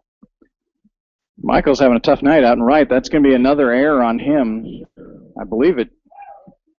Yeah, it'll go down as a hit and an error for Devin Fisk. And, you know, those outfield errors always seem to be even more glaring because they always allow at least a base. And now instead of first and second, or maybe first and third, it looked like Van Sumeren might have made it to third, but no double play opportunity, and the 2, 3, 4 hitters coming up, Avery, with runners at second and third. And Cody Sharrow now batting. He's 0 for 3 tonight, though. He's put in a big spot right now. He can really extend this Aviators lead as he watches strike one go past him. And Avery, as we kind of expected, now the infield about halfway, maybe more so than halfway now. They don't want to give up any more runs. The 0-1 pitch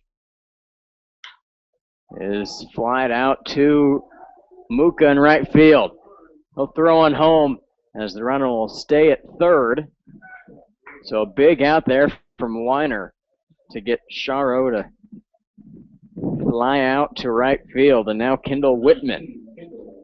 Muka did a great job there getting his body in the right position. Avery caught it and then fired a strike. Didn't try to sail it all the way to Schmitz at catcher. He hit Zach Fields, the cutoff guy, which is just perfectly done there by El Dorado.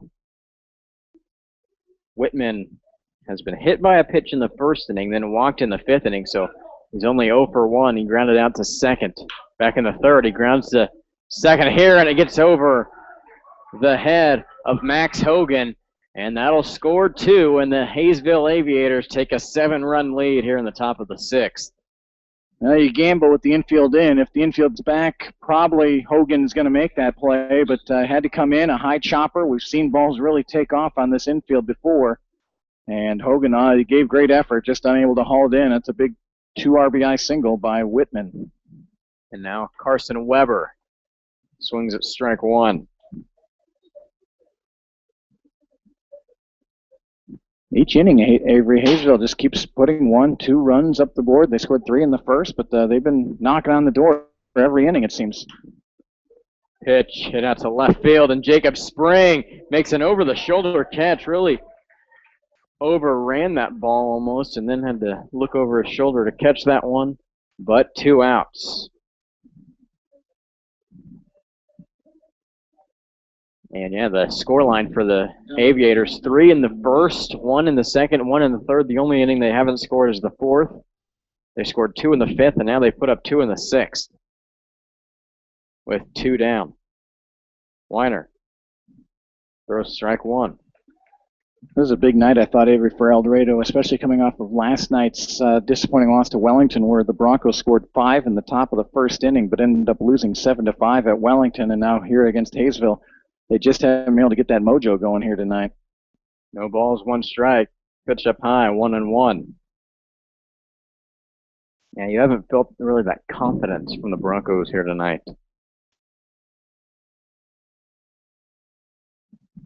One pitch. In there. 1-2. Nate Clark here, Avery at the plate. 4 of the 9 runs in. He's knocked 4 of them in. 1-2 pitch. Foul. Out of play. Keeps the count at 1-2 with Whitman on first. From what I've heard, Avery, Haysville has applied to try to get into the Jayhawk League for next year. And again, it's a regional team. That would be certainly an easy trip. 1-2 pitch, also fouled, out of play. They're in the Walter Johnson League, and that's a little more spread out. Trips to Denver and out in that way. So I think it would be good for them travel-wise, certainly, to get in this league with Derby and Wellington and El Dorado all pretty regionally compacted. 1-2 pitch. High, 2-2. It also makes, not necessarily for rivalries, but whenever you get to play these teams that are close to you, kind of build an edge on one another. And even though this game is very competitive between these two teams, it's not a league game, so it doesn't necessarily mean as much to these two. 2-2 pitch inside. Takes the count full at 3-2.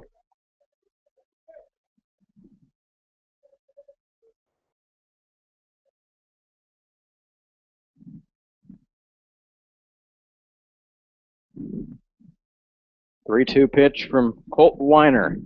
2 down. Pitch in there. Strike 3. Clark goes down looking, but the Aviators put up 2 runs in the top of the 6th. Haysville 9, El Dorado 2. More Bronco baseball coming up here from McDonald Stadium.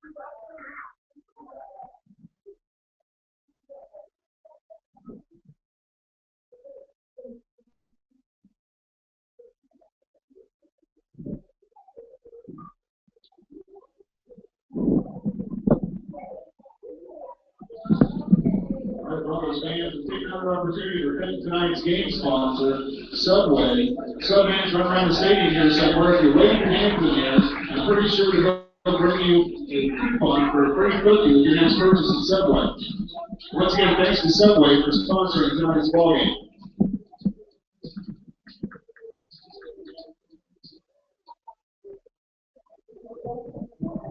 And coming to the plate, your first baseman from Central. Broncos trail 9-2.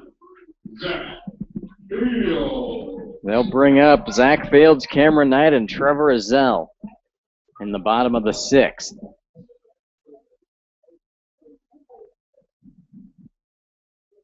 First pitch to Fields, low, 1-0.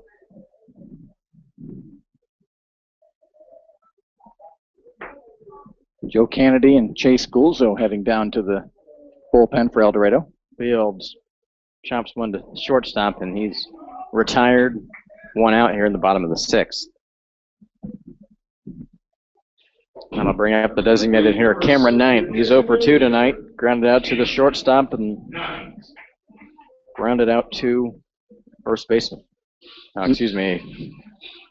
Flied out to the first baseman.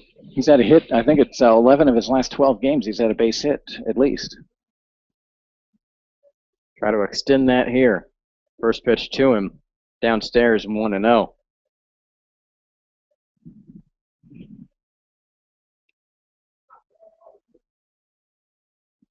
One-0 pitch. Off the turf. Skips away, 2-0.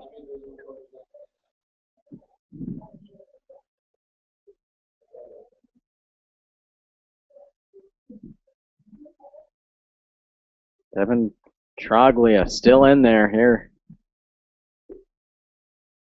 So he delivers ball 3, 3-0.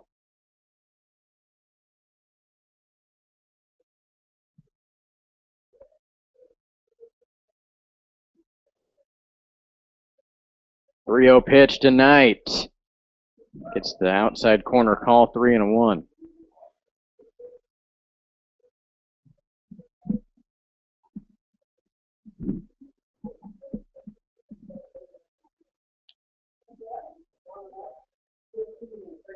Three-one pitch hit to the second baseman, and Knight is thrown out. 2 outs. And Trevor Rozelle, the third baseman for the Broncos, who flied out to left field back in the second and then struck out in the fourth inning, but reached on a wild pitch on the strikeout. 6 in a row retired, Avery, by Devin Troglia. So as they keep extending, he is shutting down, putting up zeros against the Broncos. It's one of the things that you hear managers say a lot. Whenever we score, we have to make sure we don't let the other team score 1 or 2 right back on us. And the Aviators have done a good job of making sure the Broncos have it tonight. The 0-1 pitch gets the outside corner call, 0-2.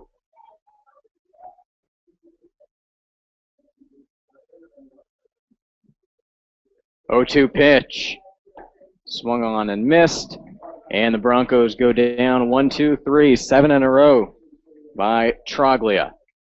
Aviators 9, Broncos 2. Top of the 7th coming up here from McDonald Stadium. Set up downstairs in the pavilion. The winner of this drawing right now is the name is Tom Young. Tom, if you're in the stands, going down to the stand in the pavilion and see Alex's house and see what they got for you. Tom Young.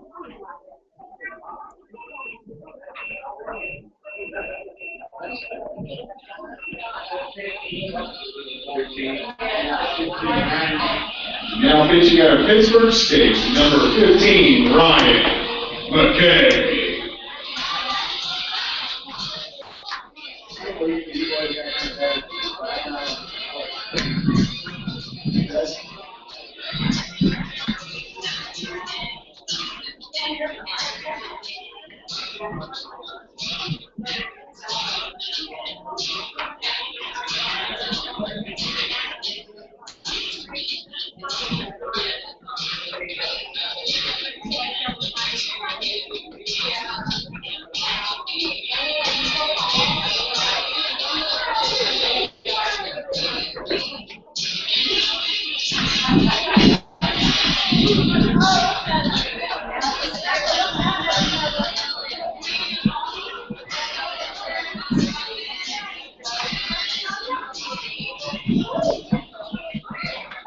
Aviators lead the Broncos 9-2.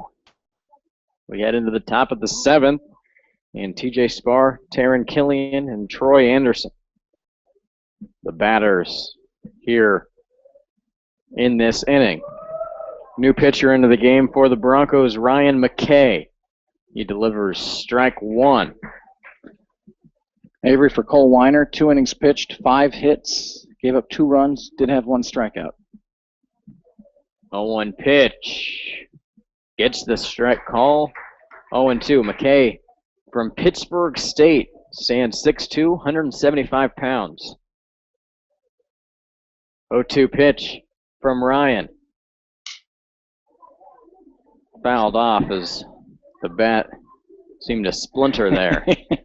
You'd really tell by the sound of that, Avery. It just didn't sound. So many of the balls hit by Haysville that have been that nice crisp sound. That one sounded like a broken piece of lumber. Kind of want to, maybe if we can get a player up here again, I want to ask him the transition between using metal bats and wooden bats. If that, I don't know, as a hitter, if that changes your approach at all or anything. It'd be interesting to find out. I know, it seems like with metal bats or aluminum bats, you get a little bit more pop on the ball. As McKay throws a ball 1-2. 1-2 pitch. Hits him.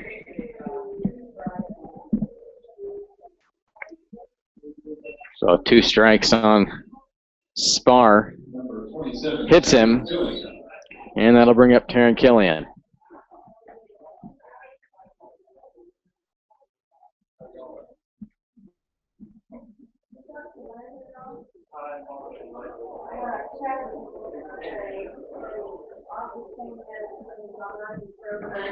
So Spar at first. That'll bring up Killian, the third baseman. First pitch to him in the strike zone. 0-1. Killian 2 doubles tonight and then grounded out to the pitcher back in the first inning.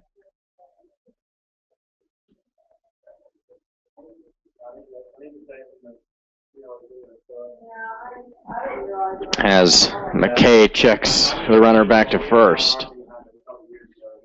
0-1 pitch. Outside, 1-1.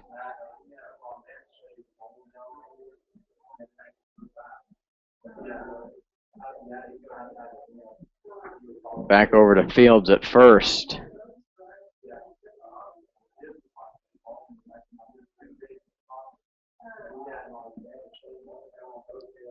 One ball, one strike.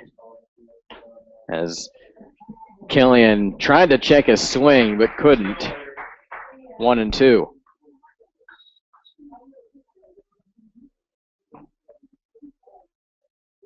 One ball, two strikes. Pitch is missed by Killian. And 1 out. And Troy Anderson, the catcher. He's not joined in the hitting party tonight for the Aviators. He's 0 for 3. 2 flyouts to center field and a strikeout.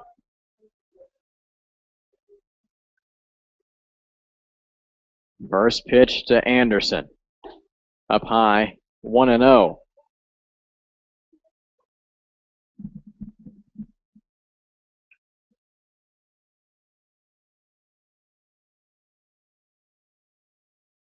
One-0 pitch with 1 out. As they almost had Spar at first. He was really leaning towards second, somehow made his way back on the throw over to Fields.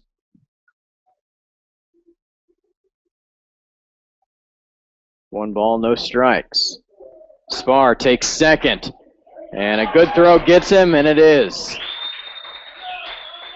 Great throw from Jonathan Schmitz, right on the money, and 2 outs. Schmitz really threw, like you said, a perfect ball down to second. Easy tag for Morgan Oliver, and the second out of the inning. 1 ball, 1 strike now as Anderson had to swing at a ball just to try to make a tough throw for Schmitz. And next pitch outside, 2-1.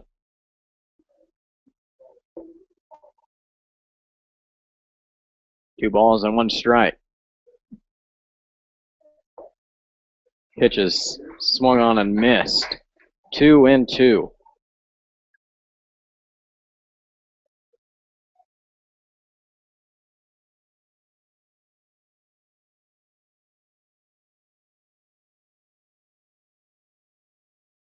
Two pitch misses.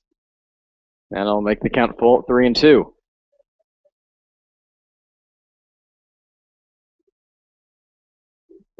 Three balls, 2 strikes, 2 outs here in the top of the 7th. The pitch is fouled off. Keeps the count full.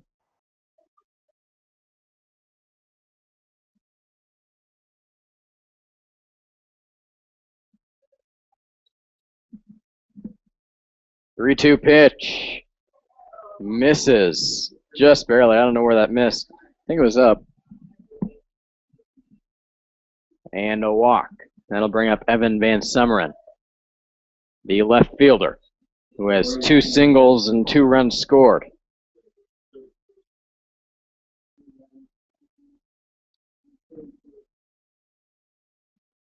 Righty versus lefty matchup.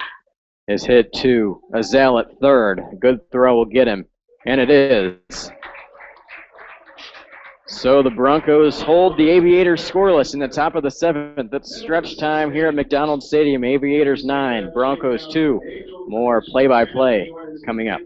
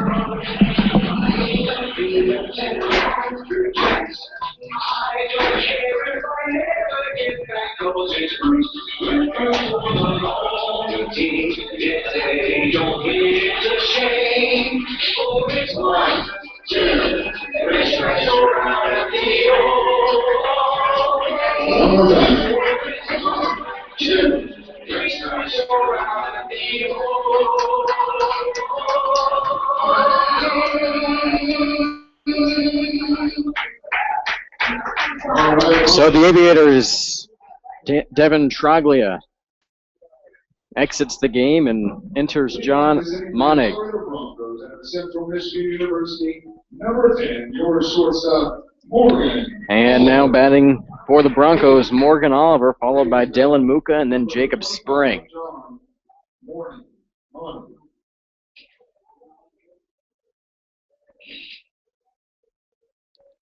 Oliver, just his third at bat tonight. He's 0 for 2. Grounded out to the second baseman and struck out. 9-2 Aviators. Bottom of the 7th. First pitch from Monig is a ball 1-0.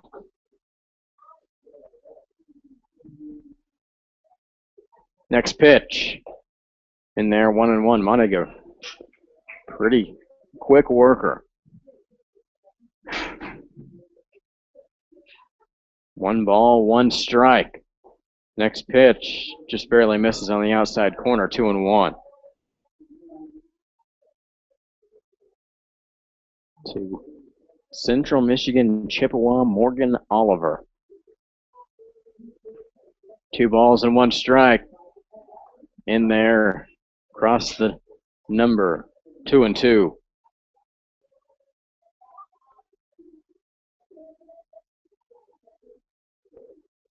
Two balls, 2 strikes. Pitch. Caught him off speed. And he will fly out to left field. 1 down.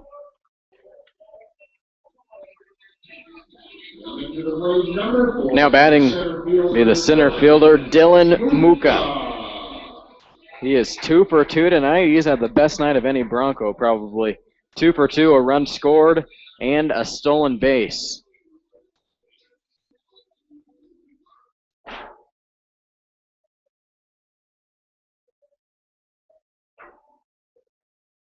First pitch to him. Gets the inside call, 0-1. 0-1 pitch to Muka is hit up the middle. And Muka, Dylan Muka that is, his 3 for 3. Now at the plant of Southwest Oklahoma State, your left fielder number 9, Jacob Spring. That'll bring up Jacob Spring, the left fielder. He's 1 for 3 tonight.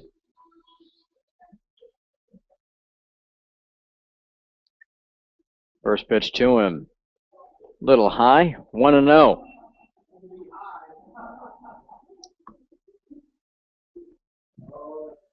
One ball, no strikes. Pitch outside, 2-0.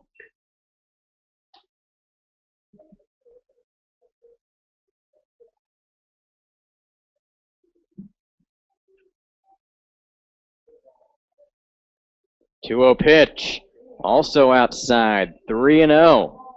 Spring jumps right ahead.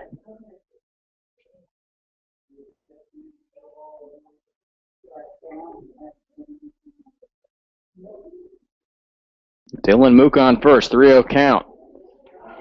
And a strike, 3-1.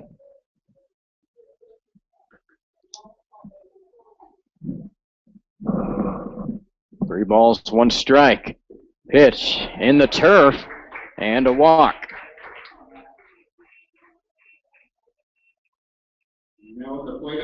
So the Broncos, if they plan on winning this game, really need to get a couple runs here in the 7th, at least a couple runs in the 7th and 8th to really make it interesting in the 9th. And Max Hogan, the second baseman. Oh, he is 1 for 3 tonight. Fly out to shortstop, left field, and a double. As Troy Anderson wants to talk things over with John Monig.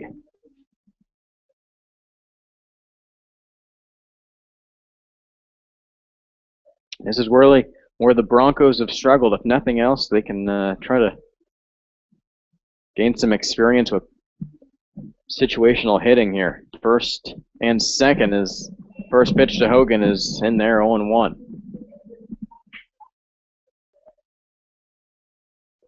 No balls, 1 strike to Max Hogan. The 0-1 pitch, high 1-1.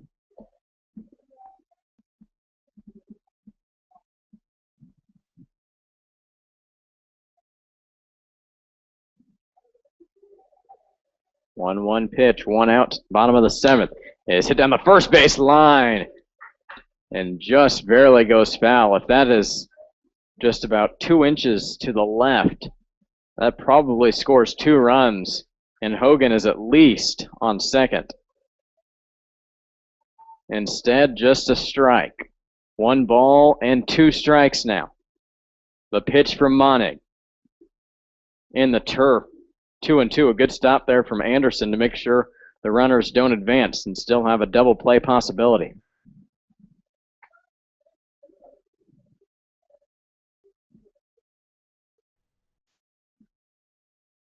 Two balls, 2 strikes, and a swing and a miss from Hogan.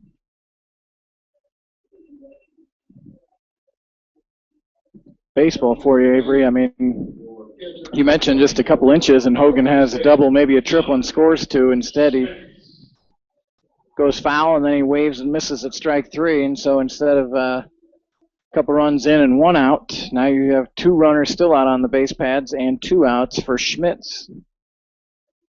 Yeah, Schmitz 0 for 3 tonight. First pitch to him. Good.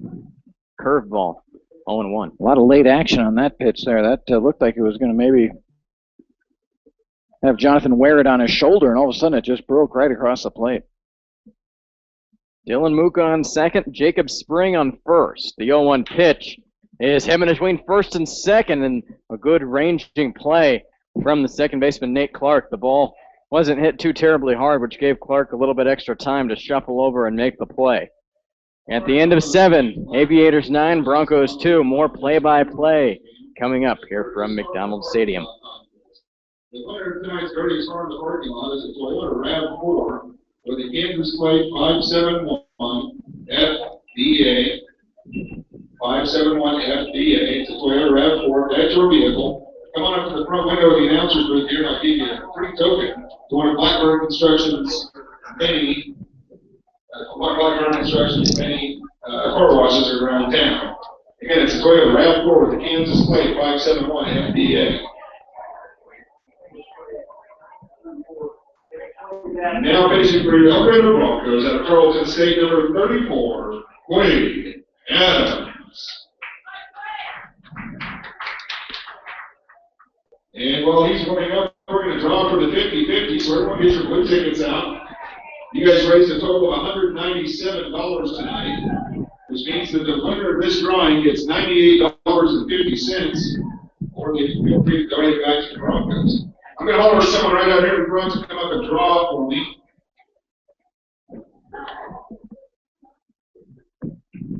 All right, we've got Michaela drawing. She's going to read you the number.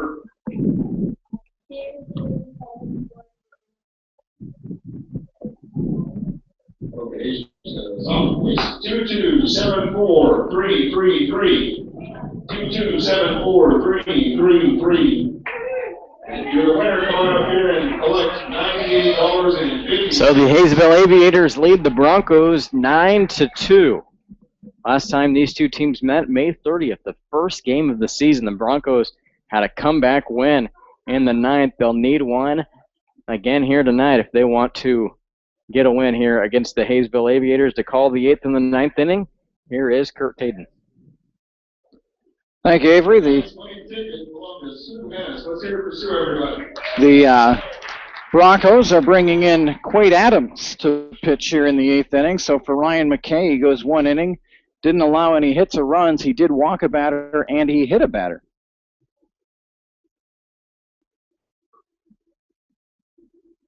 Nine to 2 Haysville. Just give up the plane that she has a really strong parking lot. It's going around 4 in the swing box, 7188. I'm going to give her this token. Quade Adams Get that mess cleaned up.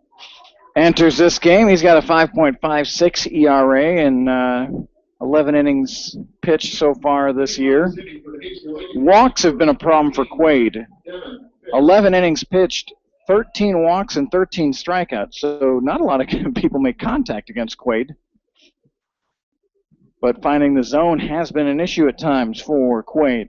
And he'll deal with the top of the lineup for the Aviators. Devin Fisk, Cody Sharrow, and Kendall Whitman.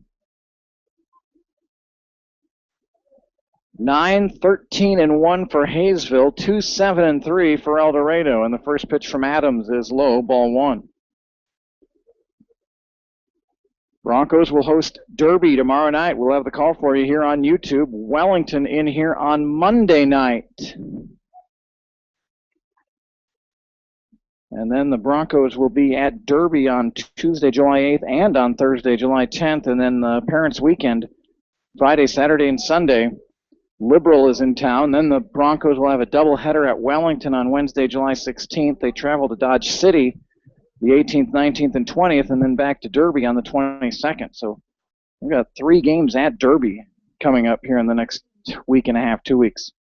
1 ball and 2 strikes. Adams comes off speed and looking. Strike 3, Devin Fisk. So here comes Cody Sharrow, who's 0 for 4, but he does have an RBI ground out back in the 2nd inning. Grounded out to third. He's grounded out to short twice and flew out to right field.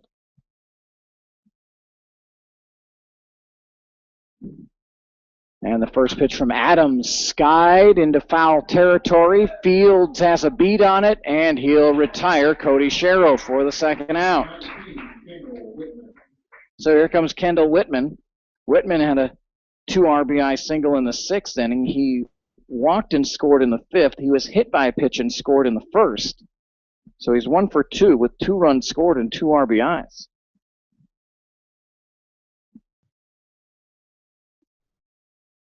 Two-away, top of the 8th, 9-2 Haysville. Quade Adams delivering, and he throws one across the plate, but low, ball 1.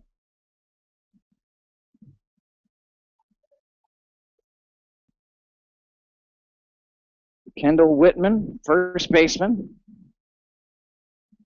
from Indiana, Purdue, Fort Wayne. He, along with Evan Van Sumeren, play at IPFW. 2 balls and no strikes to Whitman, and he laces one out to short. Morgan Oliver stays down, fields it cleanly over to Fields to retire the side. A very efficient 1-2-3 for Quade Adams. So what do the Broncos have up their sleeve here for Haysville? They trailed 7-2 last time these teams met here in El Dorado, came back and won. They trail 9-2 tonight as we head to the bottom of the 8th. You're listening and watching to El Dorado Bronco Baseball.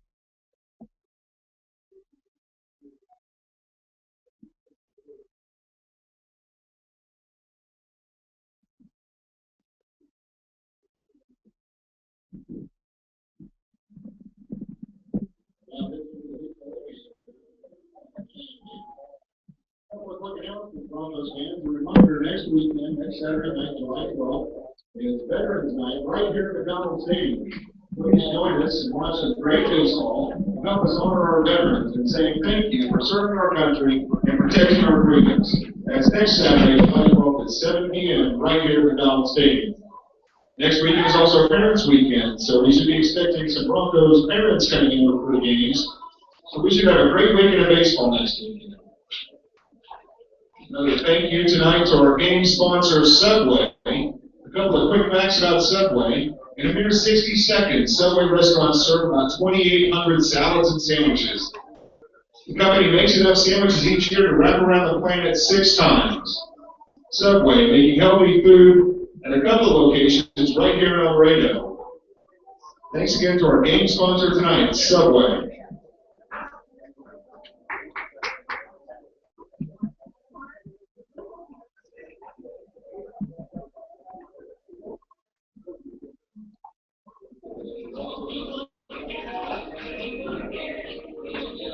And leading up this inning for your El Dorado Broncos out of Wichita State University, your right fielder, number 8, Michael Muka.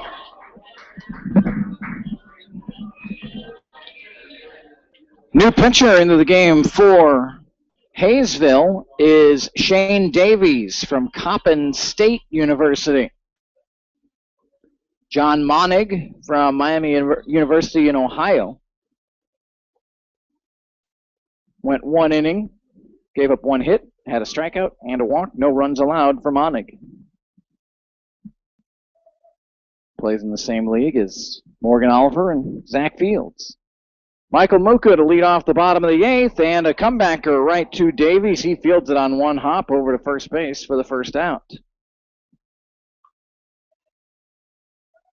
So here comes Zach Fields. Fields 1 for 3 tonight. Long home run to get the Broncos on the board back in the 2nd. They fly out to right and a ground out to short. Zach Fields hitting his 6th home run of the season tonight. And he swings and misses at the first delivery from Shane Davies. No balls and a strike. We're in the bottom of the 8th inning, 9-2 Haysville. And the pitch, and a swing and a miss, strike 2.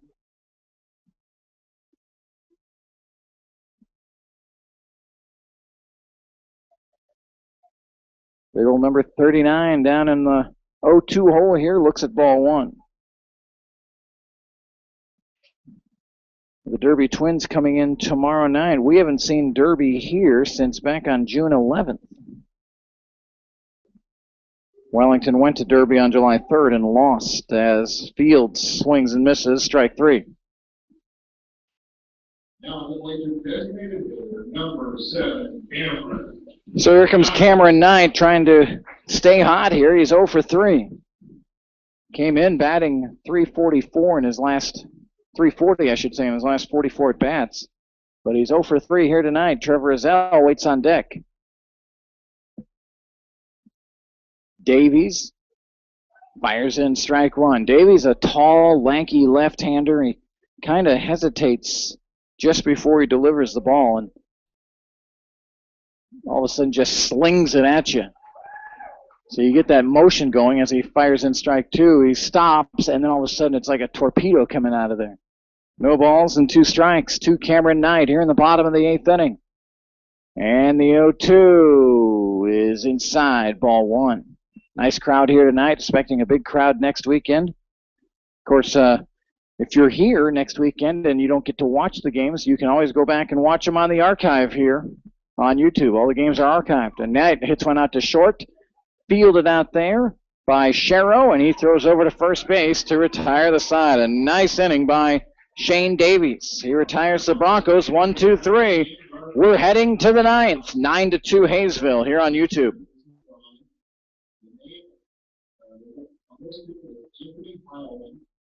Anthony Highland, if you're in the stands, head on down to Allison's house and see what they've got for you. Again, Anthony Highland.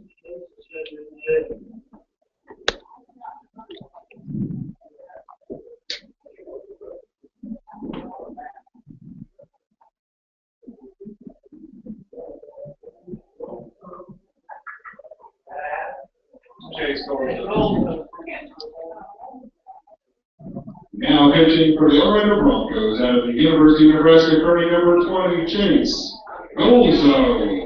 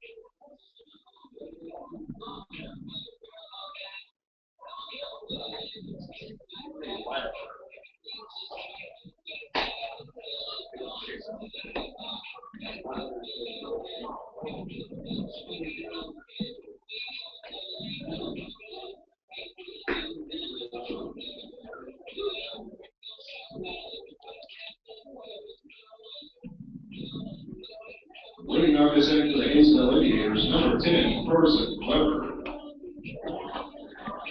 So welcome back here. We head to the 9th inning. Aviators 9, Broncos 2. Haysville has never trailed. And we talked about it early on, Avery. It's been kind of an ongoing problem for the Broncos, falling behind early. And tonight they fell behind 4-0, then 4-1. Got it to 4-2 after 3, but then or 5-2, I should say. Got it to 5-2 after 3, but then Haysville just kept on tacking on, and the Bronco offense has gone kind of stale here in the last 3-4 innings. Yeah, Devin Troglia did a great job for Haysville.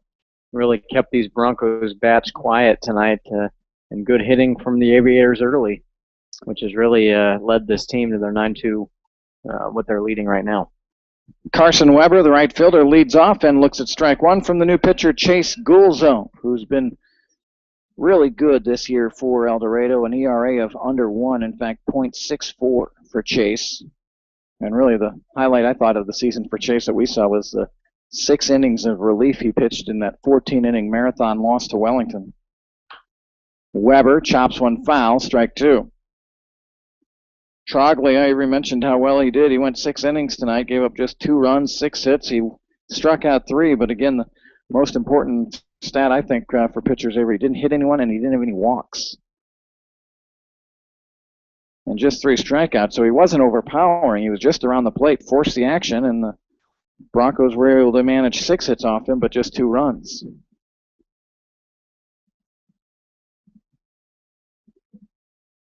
Golzo and Schmitz can't get on the same page yet. Now they're on there. Oh, no balls and 2 strikes to Weber. And the pitch from Golzo is just low, ball 1. 1 ball and 2 strikes. 9-13-1 for Haysville here as we enter the 9th inning. And Golzo's pitch lays towards second base. Max Hogan ranges over, makes the grab, and throws over to Fields to retire Weber. Great footwork over there at second base by Max Hogan. So Nate Clark, the second baseman, comes up. Nate's had a big night. It was his 3-run homer in the first inning. Boy, on a play that if you didn't see it, hit it out to center field, and that ball just carried with the strong breeze here tonight. Starting center fielder Sam Lane went all the way back to the fence, crashed into it with his back to the fence. And from here, it looked like he made the catch. It was later ruled that he did not, and it went over the fence for a 3-run homer for Nate Clark, and that all came with 2 outs in the first inning. Golzo delivers a strike, 1 ball and 1 strike. The first 2 batters had gotten out in the first inning for Haysville. Whitman was hit by a pitch, Weber singled, and then Clark's 3-run homer. T.J. Spar followed with a single, but then Killian was retired 1-3. 1 ball and a strike here, and a wild swing and a miss by Nate Clark. Clark goes to Morningside up in Sioux City, Iowa. home of the NAIA Women's National Championships in basketball. They also, I think, have the volleyball championships there at the beautiful Tyson Event Center. The 1-2 just off the plate, 2 balls and 2 strikes. 1 away. Weber grounded out to second to start off the inning. 2 balls and 2 strikes here to Nate Clark, and Clark spoils a possible strikeout pitch. Clark with that 3-run homer, he came up in the 5th inning and got an RBI single, so he's 2 for 4 tonight with 4 runs batted in.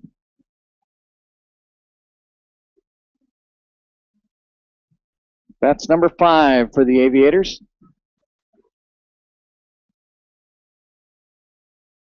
Gulzo, a long look in. Now he's got the sign, and the pitch is in there for strike 3.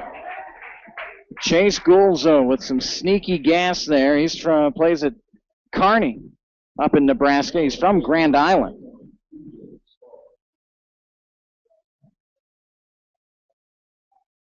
That'll bring up the DH, TJ Spar. Spar 2 for 3. He's been hit by a pitch, scored a run. Spar plays at Howard College. 2 away here in the 9th. Gulzo off speed, strike 1. You got to be so aware of the Gulzo fastball when he comes in, when he's throwing off speed pitches for strikes. He's even more difficult to hit.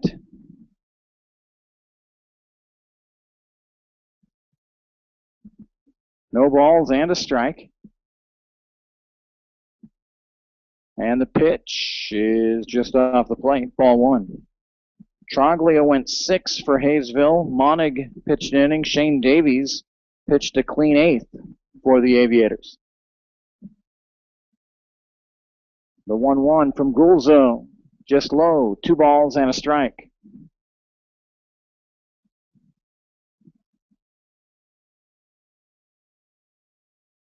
Two balls, 1 strike, 2 away here in the top of the 9th inning. The Aviators on the rail by 7. And way behind the fastball is Spar, and has a confused look as he steps out of the batter's box. 2 balls and 2 strikes.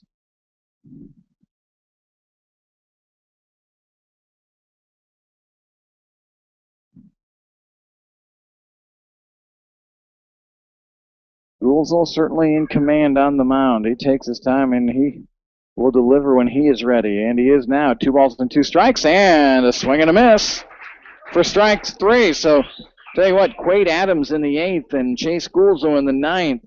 Really very effective tonight for El Dorado. We head to the bottom of the 9th. Haysville 9 and El Dorado 2. Back in a moment here on YouTube.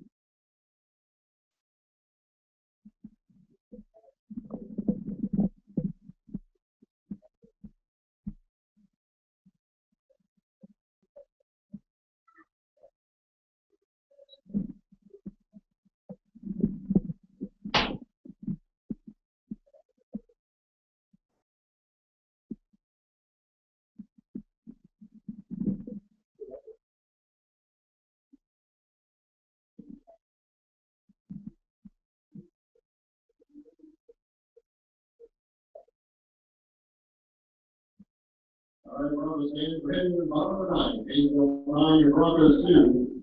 So let's get loud, get behind your Broncos here as we lead off this inning out of Central Missouri, your third baseman, number 1, Trevor Azell.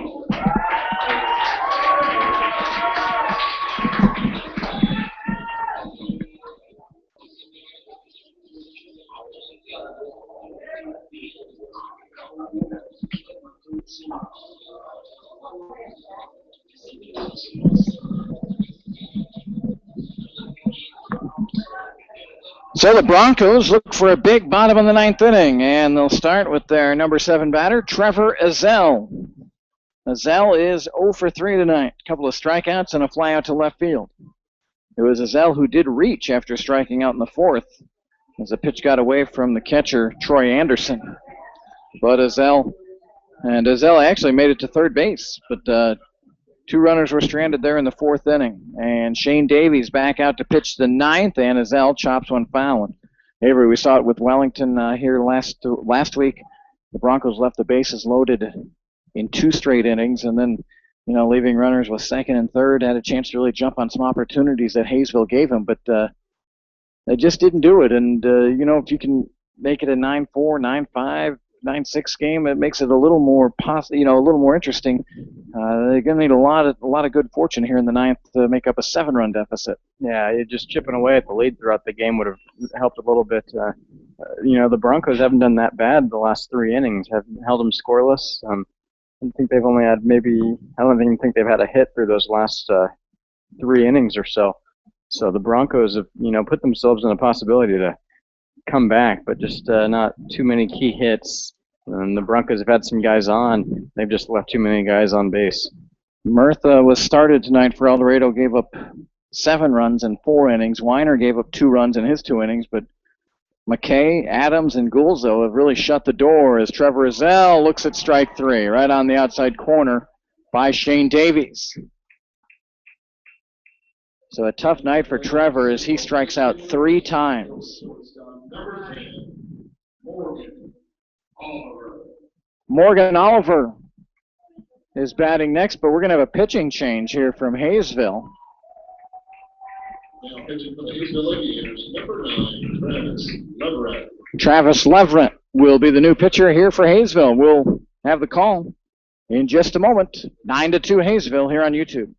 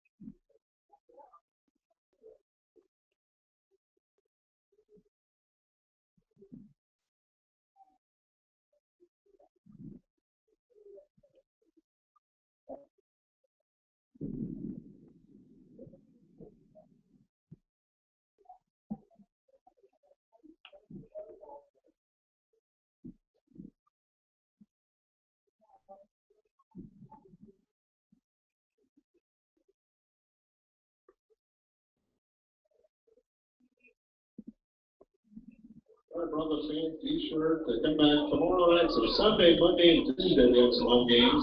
And then next weekend is sort of a 3-game homestand for our Parents' Weekend. 11th, 12th, and 13th against the Liberal BJs. And once again, July 12th is Veterans Night. We ask all veterans are asked to attend the game and be recognized for your service to our country. It's next Saturday night, July 12th at 7 o'clock, right here at Donald Stadium. Please join us to watch some great baseball and help honor our veterans.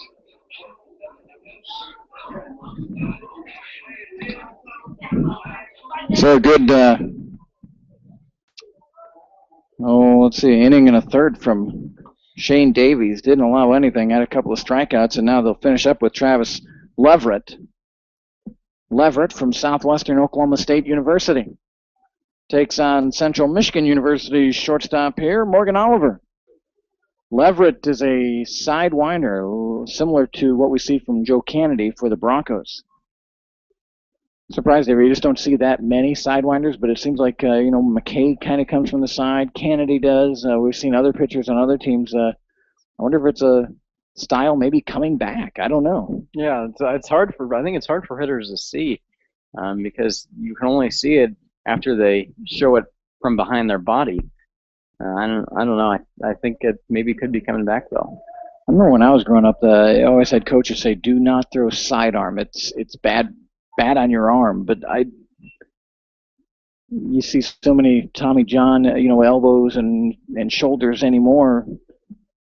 I think just pitching is just it's puts a lot of strain on your shoulder and elbow, whether you're throwing over the top or sidearm. Oliver steps into one, drills one to deep left field, but that is hooking foul. 1 ball and 2 strikes to Morgan Oliver. Oliver 0 for 3 tonight.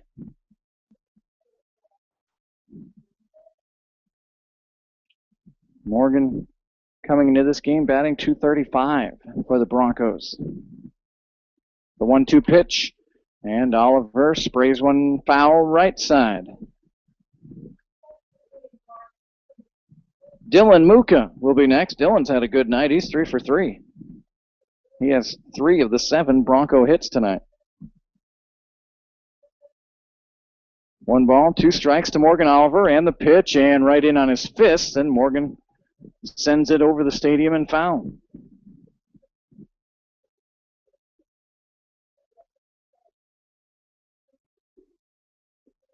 Parents Weekend coming up next weekend, and those of you out there that are planning on coming but haven't maybe told Vicki Bell, she has tried to email and let everyone know about Parents Weekend, but if you have not made contact with Vicki, you are encouraged to do so. And if you haven't, you could always comment on here, and we could pass your information along to Vicki as well. Parents Weekend, as the Liberal BJs will be here next Friday, Saturday, and Sunday, July 11th, 12th, and 13th. The 2-2 pitch, Oliver spoils another one. It's foul again. Good at bat here by Morgan Oliver. I think Leverett already has thrown maybe more pitches in his at bat than Shane Davies did his entire time out there.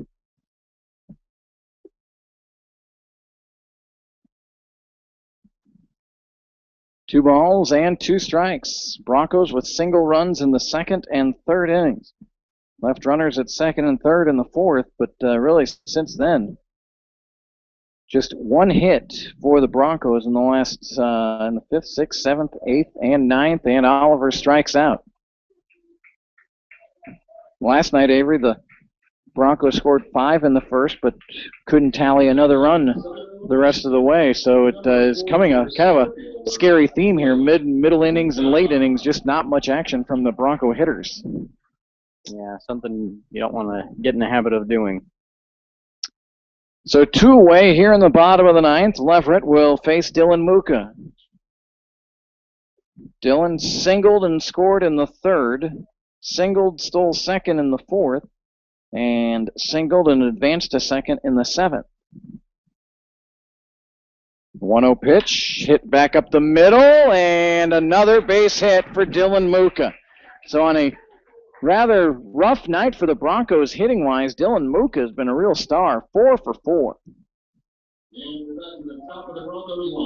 So that'll bring up Jacob Spring. Spring, kind of an emergency replacement tonight. Sam Lane started but was injured in the top of the 1st. Avery, you tried to get a little info, but as is the case a lot of times with injuries, trainers won't reveal that to us. We're not family members. Yeah. I overheard them say Sam was icing his injury, so hopefully it's not too severe, and we hope for a speedy recovery, and hopefully we'll see him back tomorrow night. And he came walking off under his own power, was high-fiving his teammates, so you would expect he would be back in there tomorrow night, but we'll have to wait and see. The broadcast tomorrow starts right around 7 o'clock. Derby at El Dorado. We'll have the broadcast again Monday night with Wellington here. The Wellington folks really appreciate our broadcast. Look forward to talking to a lot of them again on Monday. 1 ball and 1 strike here to Jacob Spring. Spring grounds one to 3rd. Gloved over there, a throw to 1st, and that will retire the side. Killian over to Whitman.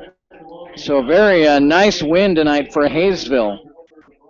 For the Broncos in the 9th inning, no runs on a hit, no errors, and 1 left. And our final score, Haysville 9, El Dorado 2. Time of our game tonight, 2 hours and 21 minutes. The winning pitcher was Devin Troglia. The losing pitcher, Josh Murtha.